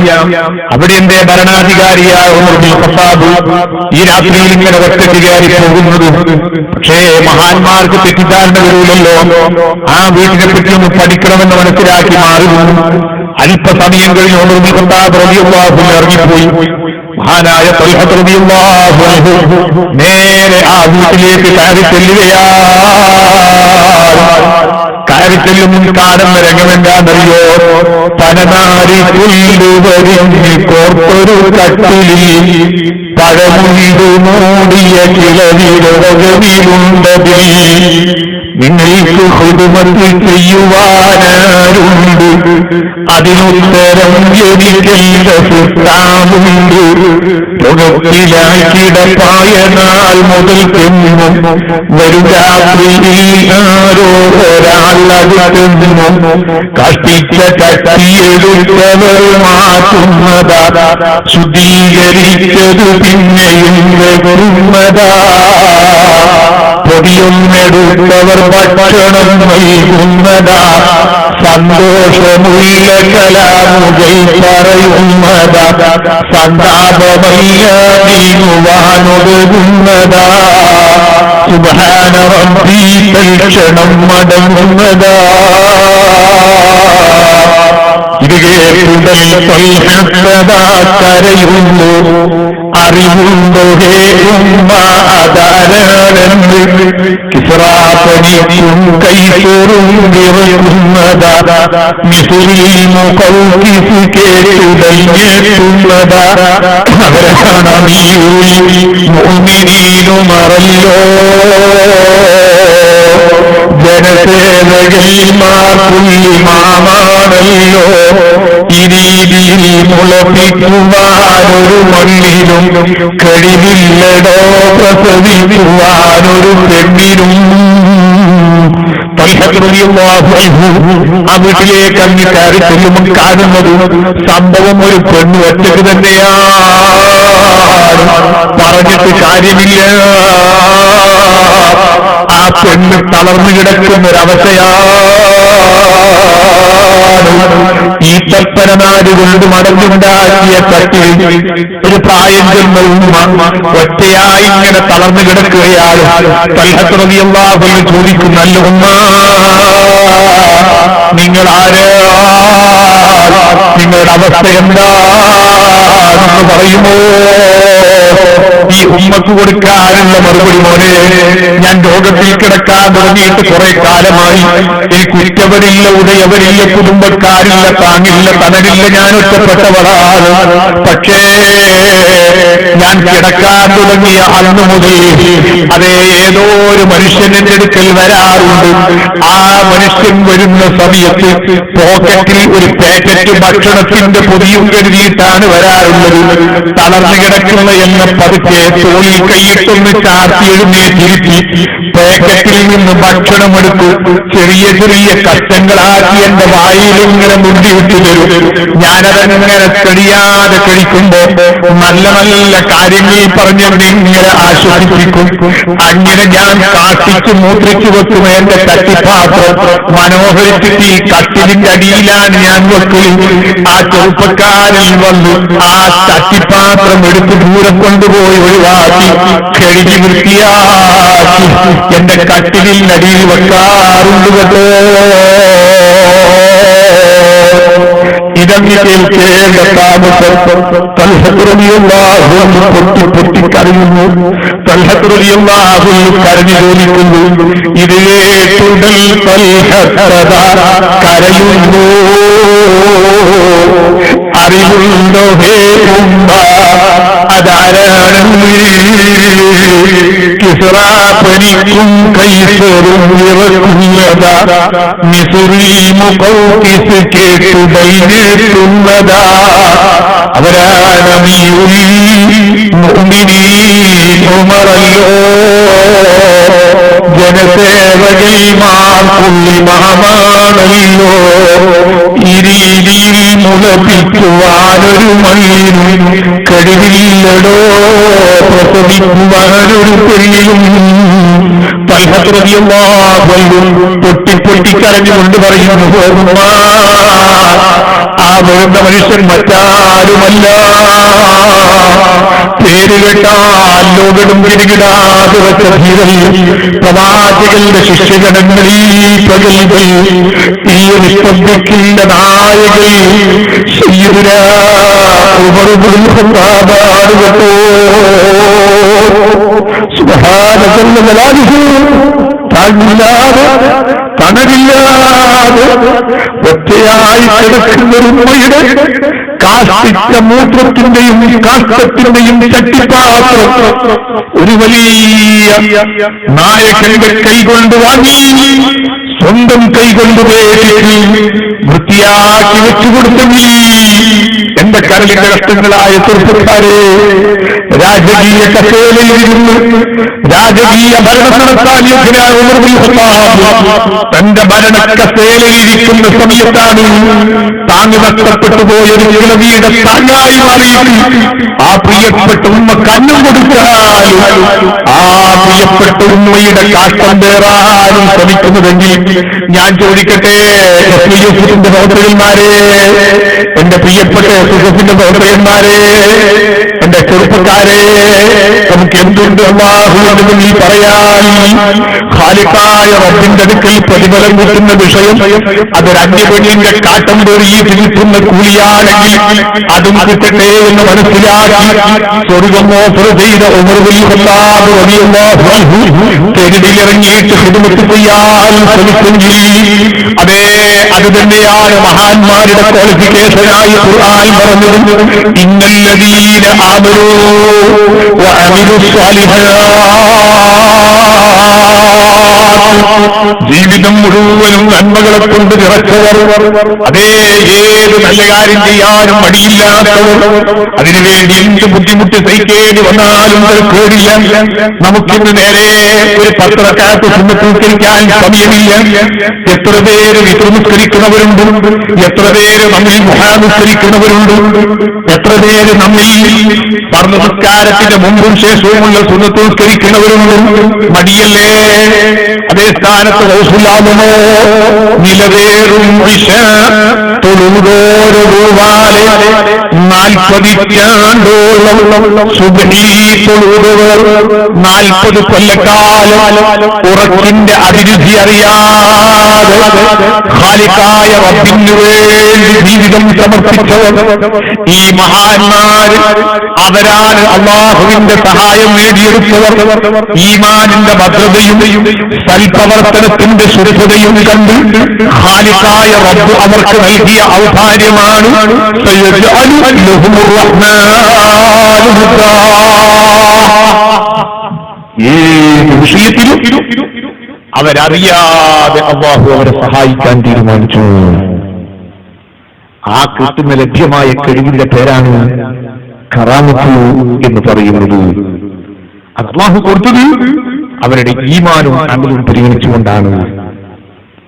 അതുകൊണ്ട് ആ കറാമത്തിന് വല്ലാത്ത മൂർച്ച, എത്ര വലിയ അത്ഭുതം അല്ലേ? നിങ്ങൾ ആലോചിച്ചു നോക്കൂ. ഞാനൊരൊറ്റ സംഭവം ബർക്കത്തിന് വേണ്ടി ഓർമ്മപ്പെടുത്തി ഞാൻ എന്റെ പ്രസംഗം നിർത്തുകയാണ്. പ്രവാചക പ്രേമികളുടെ സുൽത്താൻ എന്ന പേരിൽ അറിയപ്പെട്ട മഹാനാണ് സുൽത്താൻ الشيخ السيد أحمد الكبير الغفاري قدس الله سره العزيز ونفعنا به في الدارين. ആശിഖീങ്ങൾ എന്ന് പറയുന്ന ഒരു ടീമുണ്ട് ഔലിയാക്കളുടെ കൂട്ടത്തിൽ, മഹാന്മാരുടെ കൂട്ടത്തിൽ. അവരുടെ പ്രേമം അത് അല്ലാഹുവിന്റെ ഹബീബിലേക്ക് പ്രേമമാണ്. അങ്ങനെ ആ പ്രേമം കൂടി കൂടി കൂടി കൂടി കൂടി പിന്നെ മാനസികാവസ്ഥ മാറിപ്പോയ ആളുകളൊക്കെ ലോകത്തുണ്ടായിരുന്നു. ആശിഖീങ്ങളുടെ വലിയ ഒരു ഹരമാണ് റസൂലുള്ളാഹിന്റെ മദ്ഹ് ഇങ്ങനെ പറയുക, പാടുക എന്ന് പറയുന്നത്. നിങ്ങൾ കണ്ടില്ലേ, മഹാനായ ഇമാം ശാഫിഈ റളിയല്ലാഹു അൻഹുവിന്റെ കാലഘട്ടത്തിൽ നടന്നൊരു സംഭവം ഞാൻ ഇടയിൽ ഓർമ്മ വന്നുകൊണ്ട് ഓർമ്മപ്പെടുത്തുകയാണ്. മഹാനായ ഇമാം ശാഫിഈ റളിയല്ലാഹു അൻഹുവിന്റെ കാലഘട്ടത്തിൽ ഒരു പെണ്ണ്, ആ പെണ്ണിനെ നാട്ടുകാരെല്ലാവരും ഭ്രാന്തത്തി ഭ്രാന്തത്തി എന്ന് പറയും. കാരണം എന്താ? ഈ പെണ്ണ് ഉറക്കില്ല, ഒരു ലെവലില്ലാതെ ഇങ്ങനെ ഇറങ്ങി ഓടലാണ്. പക്ഷെ ചെയ്യുന്ന പണി എന്താണെന്നറിയോ? എല്ലാ വീട്ടിന്റെയും വാതിൽക്കൽ കൊണ്ടിട്ട് പാട്ടും ഇങ്ങനെ പാടും. ആരെപ്പറ്റിയാ പാടുന്നത്? സയ്യിദുനാ മുഹമ്മദുർ റസൂലുള്ളാഹി, അല്ലാഹുവിന്റെ ഹബീബിനെ പറ്റിയാണ് ഇങ്ങനെ പാടുക. എല്ലാവരും ഈ പെണ്ണിനെ പറ്റി ഭ്രാന്തത്തി ഭ്രാന്തത്തി എന്ന് പറയും. പക്ഷേ മഹാനായ സാദുലി തങ്ങൾക്ക് ഭ്രാന്തത്തിയാണെന്ന് പറയാൻ ധൈര്യമില്ല. കാരണം എന്താണെന്നറിയോ? പെണ്ണിങ്ങനെ ഇറങ്ങി ഓടുന്നുണ്ട്, പാട്ടൊക്കെ പാടുന്നുണ്ടെങ്കിലും പാടുന്ന പാട്ട് മുഴുവനും മുഹമ്മദ് റസൂലുള്ളാഹി സല്ലല്ലാഹു അലൈഹി വസല്ലമ തങ്ങളെ പറ്റിയാണ്. സാദുലി തങ്ങളാണെങ്കിലോ വലിയ മഹാനാണല്ലോ. അല്ലാഹുവിന്റെ ഹബീബിനെ ജീവിതത്തിൽ ഒരുപാട് ആവർത്തി കയ്യും കണക്കുമില്ലാതെ സ്വപ്നം കാണുകയും അല്ലാഹുവിന്റെ ഹബീബുമായി സ്വപ്നത്തിൽ ആശയവിനിമയം നടത്താനും കഴിഞ്ഞ മഹാനാണല്ലോ. മഹാനായ ഇമാം ശാഫിഈ റളിയല്ലാഹു അൻഹു പറയുന്നു, ഒരു രാത്രിയിൽ ഞാൻ കിടന്നുറങ്ങാൻ വേണ്ടി നോക്കുന്ന നേരത്തെ എന്റെ മനസ്സിൽ വന്ന ചിന്ത ഈ പെണ്ണിനെ പറ്റിയാണ്. എന്തായിരിക്കും പഠിച്ചോനെ ഈ പെണ്ണിന്റെ അവസ്ഥ? റബ്ബിന്റെ അടുക്കൽ ഈ പെണ്ണിന്റെ ഹാലെന്താണ്? ഇതൊക്കെ ചിന്തിച്ച് ഞാൻ ഉറങ്ങുകയാണ്.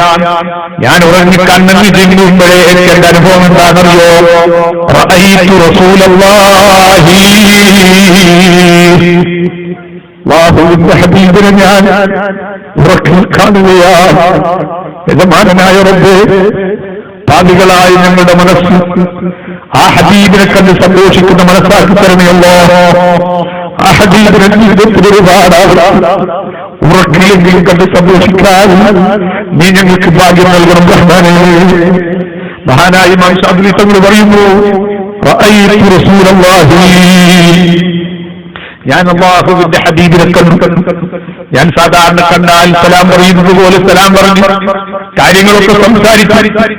കൂട്ടത്തിൽ ഞാൻ റസൂലുള്ളാഹി തങ്ങളോട് തല്ലരുതിയേ, എന്റെ നാട്ടിൽ ഇങ്ങനൊരു പെണ്ണും, ഈ പെണ്ണിങ്ങനെ ഇറങ്ങി ഓടുകയാണ്. എല്ലാ വീട്ടിന്റെ മുന്നിലും ചെന്നിങ്ങനെ പാട്ടുപാടും. ആളുകളൊക്കെ ഭ്രാന്തത്തി എന്നാണ് പറയുന്നത്. എനിക്ക് ആ പെണ്ണിനെ പറ്റി ഒന്നും പറയാൻ ധൈര്യം കിട്ടുന്നില്ല. അല്ലാഹുവിന്റെ ഹദ്റത്തിൽ ആ പെണ്ണിന്റെ ഹാലെന്താണെന്ന് അറിയാത്തതുകൊണ്ട് എനിക്ക് ആ പെണ്ണിനെ പറ്റി അഭിപ്രായം പറയാൻ പേടി വരികയേ. അതുകൊണ്ട് ആ പെണ്ണിന്റെ അവസ്ഥ എന്താണെന്ന് പറഞ്ഞു തരുമോ? മഹാനായ നബി സല്ലല്ലാഹു അലൈഹി വസല്ലം തങ്ങൾ ചോദിക്കും, നല്ല സാദുലി തങ്ങളെ, എന്താണ് ആ പെണ്ണ് പാടുന്ന പാട്ട്? മഹാനായ ഇമാം ശാഫിഈ റളിയല്ലാഹു അൻഹു പറയുന്നു, പാടുന്ന പാട്ട് മറ്റൊന്നുമല്ല നബിയേ, ഹബീബായ തങ്ങളെ പറ്റി തന്നെയാണ്. നിങ്ങളെ പറ്റിയല്ലാതെ മറ്റൊരാളെ പറ്റി പാടുന്നൊരു വരി ഞാൻ കേട്ടിട്ടില്ല. അല്ലാഹുവിന്റെ ഹബീബ് തിരിച്ചുകൊണ്ട് പറയുന്നു, അതേ എന്നെ പറ്റിയാണ് പാടുന്നതല്ലേ. എന്നാൽ നിങ്ങൾ കേൾക്കണം, ആ പെണ്ണ് ഭ്രാന്തത്തിയല്ല, ആ പെണ്ണ് വലിയ താണ് കേട്ടോ. എന്നെ സ്നേഹിച്ചു എന്റെ പ്രേമം കൽവിലങ്ങ് വല്ലാതെ മൂർജിക്കപ്പോ മനസ്സിന്റെ അവസ്ഥ മാറിപ്പോയതാണ്. ആ വലിയ മാനസികാവസ്ഥയ്ക്ക് ഒരു ചെറിയൊരാശ്വാസം എന്റെ മധുഹിങ്ങനെ പാടുമ്പോൾ കിട്ടുന്നുണ്ട്. അതുകൊണ്ടാണ് ഇങ്ങനെ ഇറങ്ങി ഓടി പാടുന്നത് കേട്ടോ. ആള് ഭ്രാന്തത്തിയല്ല, വലിയ കേട്ടോ. മഹാനായ ഇമാമുന ശാഫിഈ റളിയല്ലാഹു അൻഹു വളരെ വ്യക്തമായി രേഖപ്പെടുത്തിയതാണ്. ആശിഖീങ്ങളുടെ പ്രത്യേകത അതാണ്. ഓലിങ്ങനെ വല്ലാതെ പ്രേമികളായി പാടി നടക്കും. ഞാൻ അതുകൊണ്ടാണ് ഓർമ്മപ്പെടുത്തിയത്. റബീഉൽ അവ്വലല്ലേ വരുന്നത്. നമ്മുടെ വീടുകളിലൊക്കെ പ്രവാചകന്റെ മൗലിദ് നന്നായി ചൊല്ലണം. നമ്മുടെ പള്ളികളിൽ നടക്കണം, റബീഉൽ അവ്വൽ 30 ദിവസവും നടക്കണം. അതൊരു 2 ദിവസത്തേക്ക് മാത്രം അങ്ങ് നിർത്തിവെക്കാൻ പാടില്ല. എന്റെ പ്രിയപ്പെട്ട മാന്യ സഹോദരന്മാരെ, സഹോദരികളെ, നാം ഒന്ന് ആലോചിച്ചു നോക്കണം. മഹാനായ നബി സല്ലല്ലാഹു അലൈഹി വസല്ലമ തങ്ങൾ, മഹാനായ ഇമാം ശാഫിഈ റളിയല്ലാഹു അൻഹു ഈ പെണ്ണിനെ പറ്റി പറഞ്ഞ വിഷയമാണ്. ഞാൻ അങ്ങനത്തെ ആശിഖീങ്ങളുടെ കൂട്ടത്തിൽപ്പെട്ട ഒരു വലിയ പ്രഗത്ഭനാണല്ലോ മഹാനായ സുൽത്താനുൽ ആശിഖീൻ ശൈഖ് സയ്യിദ് അഹ്മദുൽ കബീർ ദിഫാഇ. എന്റെ പ്രിയപ്പെട്ട സഹോദരന്മാരെ, ഞാനൊരു 5 മിനിറ്റ് കൊണ്ട് പ്രസംഗം ഞാൻ ആരംഭിക്കുകയാണ്. നമുക്ക് ദുആ ചെയ്തുകൊണ്ടിരിക്കുകയാണ്.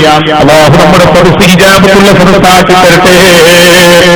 മഹാനായ സുൽത്താനുൽ ആശിഖീൻ അഹ്മദുൽ കബീർ ദിഫാഇ റളിയല്ലാഹു അൻഹു മഹാനവറുകൾക്ക് കിട്ടിയ ടൈറ്റിൽ തന്നെ പ്രവാചക പ്രേമികളുടെ രാജാവ് എന്നാണ്. ആശിഖീങ്ങൾ പ്രവാചക പ്രേമികളുടെ വലിയ സുൽത്താനാണ് മഹാനവറുകൾ. അല്ലാഹുവിന്റെ ഹബീബിനെ വല്ലാതെ സ്നേഹിച്ച മഹാനാണ്. ഈമാനും അമലും മാത്രം ജീവിതത്തിന്റെ മുഖമുദ്രയായി അംഗീകരിച്ച വ്യക്തി. ലോകത്താദ്യമായി ലോകം അവഗണിച്ച് തള്ളിയ കുഷ്ഠരോഗികളുണ്ടല്ലോ, ആ കുഷ്ഠരോഗികളെ വഴിയിൽ നിന്ന് പൊക്കിക്കൊണ്ടുപോയി സ്വന്തം വീട്ടിന്റെ മുറ്റത്തൊരു പ്രത്യേക ദീവാൻ കെട്ടിയുണ്ടാക്കിയിട്ട് കുളിപ്പിച്ച് വൃത്തിയാക്കി ഡ്രസ് ചെയ്ത് അവരെ പരിപാലിക്കുന്ന ഒരു വലിയ സേവകനായിരുന്നു മഹാനായ അഹ്മദുൽ കബീർ ദിഫാഇ റളിയല്ലാഹു അൻഹു. ജീവകാരുണ്യ പ്രവർത്തനത്തിൽ ഒരു വലിയ മാതൃക സൃഷ്ടിച്ച മഹാനാണ് ആ അഹ്മദുൽ കബീർ ദിഫാഇ റളിയല്ലാഹു അൻഹു. നിങ്ങൾ കണ്ടില്ലേ അവിടുത്തെ ജീവിതത്തിൽ അവിടത്തിന് വലിയൊരു ആഗ്രഹം എന്താണ്? റസൂലുള്ളാഹിന്റെ റൗള ശരീഫിലേക്ക് പോകൽ. അങ്ങനെ മഹാനായ നബി സല്ലല്ലാഹു അലൈഹി വസല്ലമ തങ്ങളുടെ പരിശുദ്ധമായ റൗള ശരീഫ് സിയാറത്ത് ചെയ്യാൻ വേണ്ടി പോയപ്പോ അവിടുന്ന് മഹാനവറുകളുടെ മനസ്സ് വല്ലാതെ ഇടിക്കാൻ വേണ്ടി തുടങ്ങി. അവിടുത്തെ കൽബിൽ വല്ലാത്തൊരു മിടിപ്പുകൂടി, വല്ലാത്തൊരാഗ്രഹം കടിച്ചുകൂടി. എന്താണ്?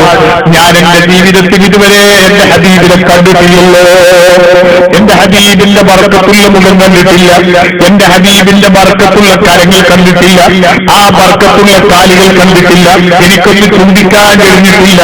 എനിക്കിപ്പോഴെങ്കിലും എന്റെ ഹബീബിന്റെ കൈയെങ്കിലും ഒന്ന് ചുംബിക്കാൻ കിട്ടിയിരുന്നെങ്കിൽ പ്രവാചകന്റെ റൗള ശരീഫിന്റെ അടുക്കൽ വെച്ച് പൊട്ടി പൊട്ടി കരഞ്ഞ പ്രവാചക പ്രേമി പാടുന്നു തന്നാഗ്രഹം.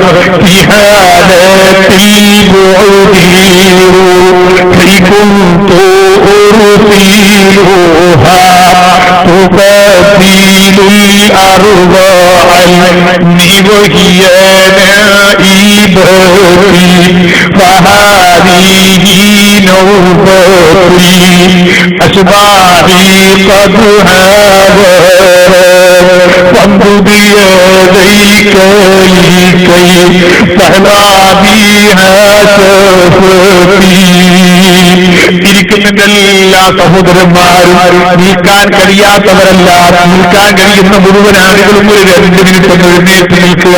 അല്ലാഹുവിന്റെ ഹബീബിന്റെ ബർക്കത്തുകൊണ്ട് നമ്മുടെ സദസ്സ് ഇജാബത്തുള്ള സദസ്സാക്കി തരട്ടെ. തീരെ നിൽക്കാൻ കഴിയാത്ത കാരണവന്മാർ അവരവിടെ ഇരിക്കുന്നത് കൊണ്ട് വിരോധമില്ല. കഴിവിന്റെ പരമാവധി നിൽക്കാൻ പറ്റുന്നവർ നിൽക്കുക. വിട്ടു നിൽക്കുന്ന എന്റെ സഹോദരന്മാരൊക്കെ ഒരു 2 മിനിറ്റ് സദസ്സിനോട് സഹകരിച്ച് നിൽക്കുക. അല്ലാഹുവിന്റെ ഹബീബിന്റെ സാധികളായ നമ്മുടെ ഈ സദസ്സ് നിറഞ്ഞു ധന്യവാക്കി തരട്ടെ. ഒരുപാട് മുഅ്മിനീങ്ങൾ ദുആ ചെയ്യാൻ ഏൽപ്പിച്ചിട്ടുണ്ട്, ഒരുപാട് മുഅ്മിനീങ്ങൾ പ്രാർത്ഥിക്കാൻ വേണ്ടി ഏൽപ്പിച്ചവരുണ്ട്. അല്ലാഹുവിന്റെ ഹബീബിന്റെ ഹഖ് കൊണ്ട് അവരുടെയൊക്കെ സർവ്വ സദുദ്ദേശങ്ങളും പൂർത്തീകരിച്ചു കൊടുക്കുമാറാകട്ടെ.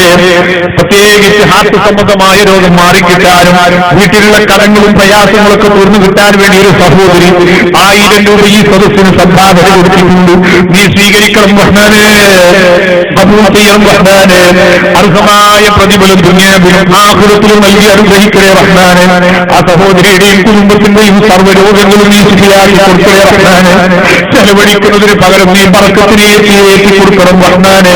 അതുപോലെ നമ്മുടെ വന്യരായ കല്ലറക്കൽ മുതൽ തങ്ങൾ ഒരു ചെറിയ അസ്വസ്ഥത കാരണം ഹോസ്പിറ്റലിലേക്ക് പോയിട്ടുള്ള മാർഗം നൽകുമാറാകട്ടെ.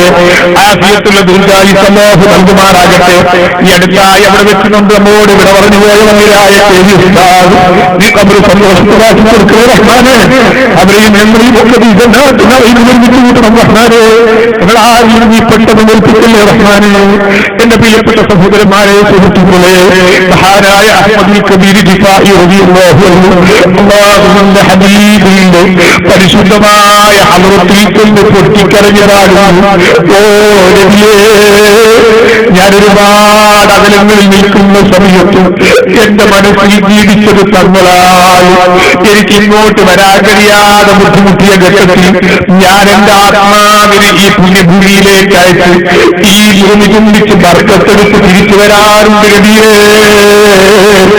എന്നാൽ അങ്ങക്ക് വേണ്ടി ജീവിച്ച, അങ്ങയുടെ മാർഗത്തിനു വേണ്ടി സമർപ്പണം നടത്തിയ വിനീതനായ ഞാൻ ഇന്ന് അങ്ങയുടെ മുന്നിലാണ് നിൽക്കുന്നത്. എനിക്ക് വലിയൊരാഗ്രഹമുണ്ട്. അങ്ങയെ ജീവിതത്തിലൊന്ന് കണ്ടിട്ടില്ലെങ്കിൽ, അങ്ങയെ നേരിട്ടൊന്ന് ചിന്തിക്കാൻ കഴിഞ്ഞിട്ടില്ലെങ്കിൽ, അങ്ങയുടെ ബർക്കത്തുള്ള കൈകളെങ്കിലും ഒന്ന് കിട്ടിയെങ്കിൽ ഫന്തുദിയതൈ തൊലിക്കൈ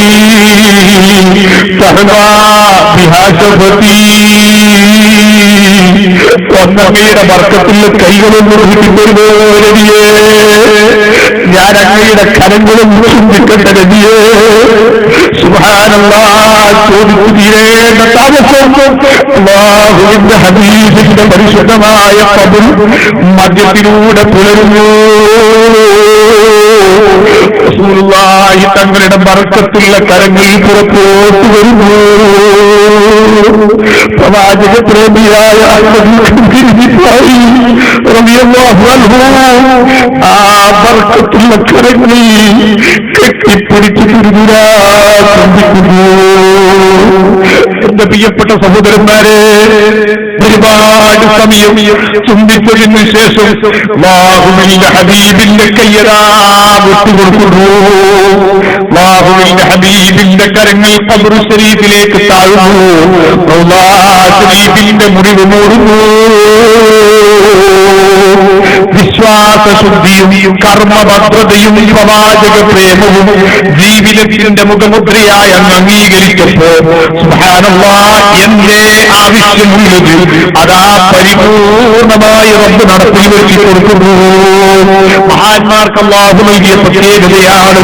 അതുകൊണ്ട് ഈ സദസ്സിൽ ഒരുമിച്ചുകൂടി എന്റെ ചെറുപ്പക്കാരോട് എനിക്ക് പറയാനുള്ളത്, എന്റെ പ്രിയപ്പെട്ട കാരണവന്മാരോട് എനിക്ക് പറയാനുള്ളത്, എന്റെ പ്രിയപ്പെട്ട ഉമ്മപുങ്ങന്മാരോട് എനിക്ക് പറയാനുള്ളത്, ഈമാനിന് നിലനിൽക്കുന്ന കൽബ് നമുക്ക് വേണം.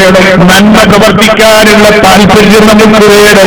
അല്ലാഹുവിനെ ഇല്ലായ്മ ചെയ്യാൻ ശ്രമിക്കുന്ന, നബി സല്ലല്ലാഹു അലൈഹി വസല്ലം തങ്ങളെ ഇൻസൾട്ട് ചെയ്യാൻ ശ്രമിക്കുന്ന മുജാഹിദ് ജമാഅത്ത് ഇസ്ലാമി തബ്ലീഗ് പോലത്തെ മോഡേൺ ജിഹാദിക്കാർ, അവരുടെ അപകടത്തെ പറ്റിയുള്ള വ്യക്തമായ ബോധം നമുക്കുണ്ടാകണം. അത്തരം വിഭാഗം നമ്മുടെ വീടുകളിൽ സ്വാധീനം നേടുന്നത് നാം ശ്രദ്ധിക്കണം. അത്തരം വിഭാഗം നമ്മുടെ മഹല്ല് കമ്മിറ്റികളിൽ സ്വാധീനം നേടുന്നത് നാം ശ്രദ്ധിക്കണം. അത്തരം ദുശക്തികൾ വളർന്ന് വ്യാപിക്കുന്നത് നാം കരുതിയിരിക്കണം.